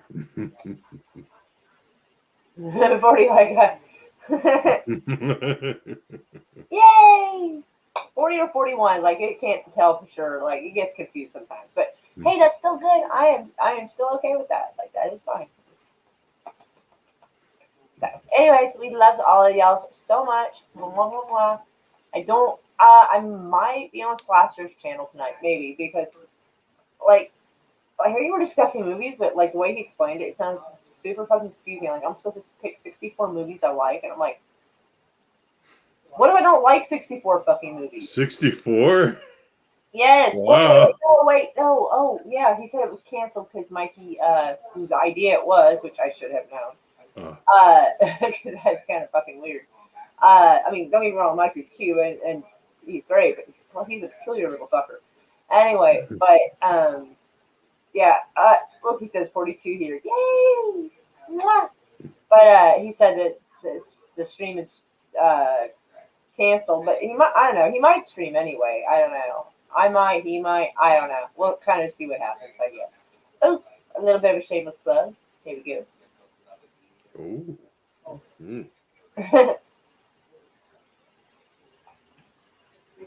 You're a nerd. Oh my god.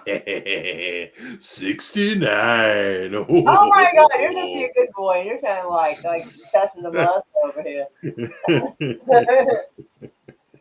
Anyways, but loves to y'all all. I'll give him a little extra plugging. Give him some commercial time there for a second. Anyways, but loves to all of y'all, and we'll talk to you whenever we talk to you, I suppose. See you later.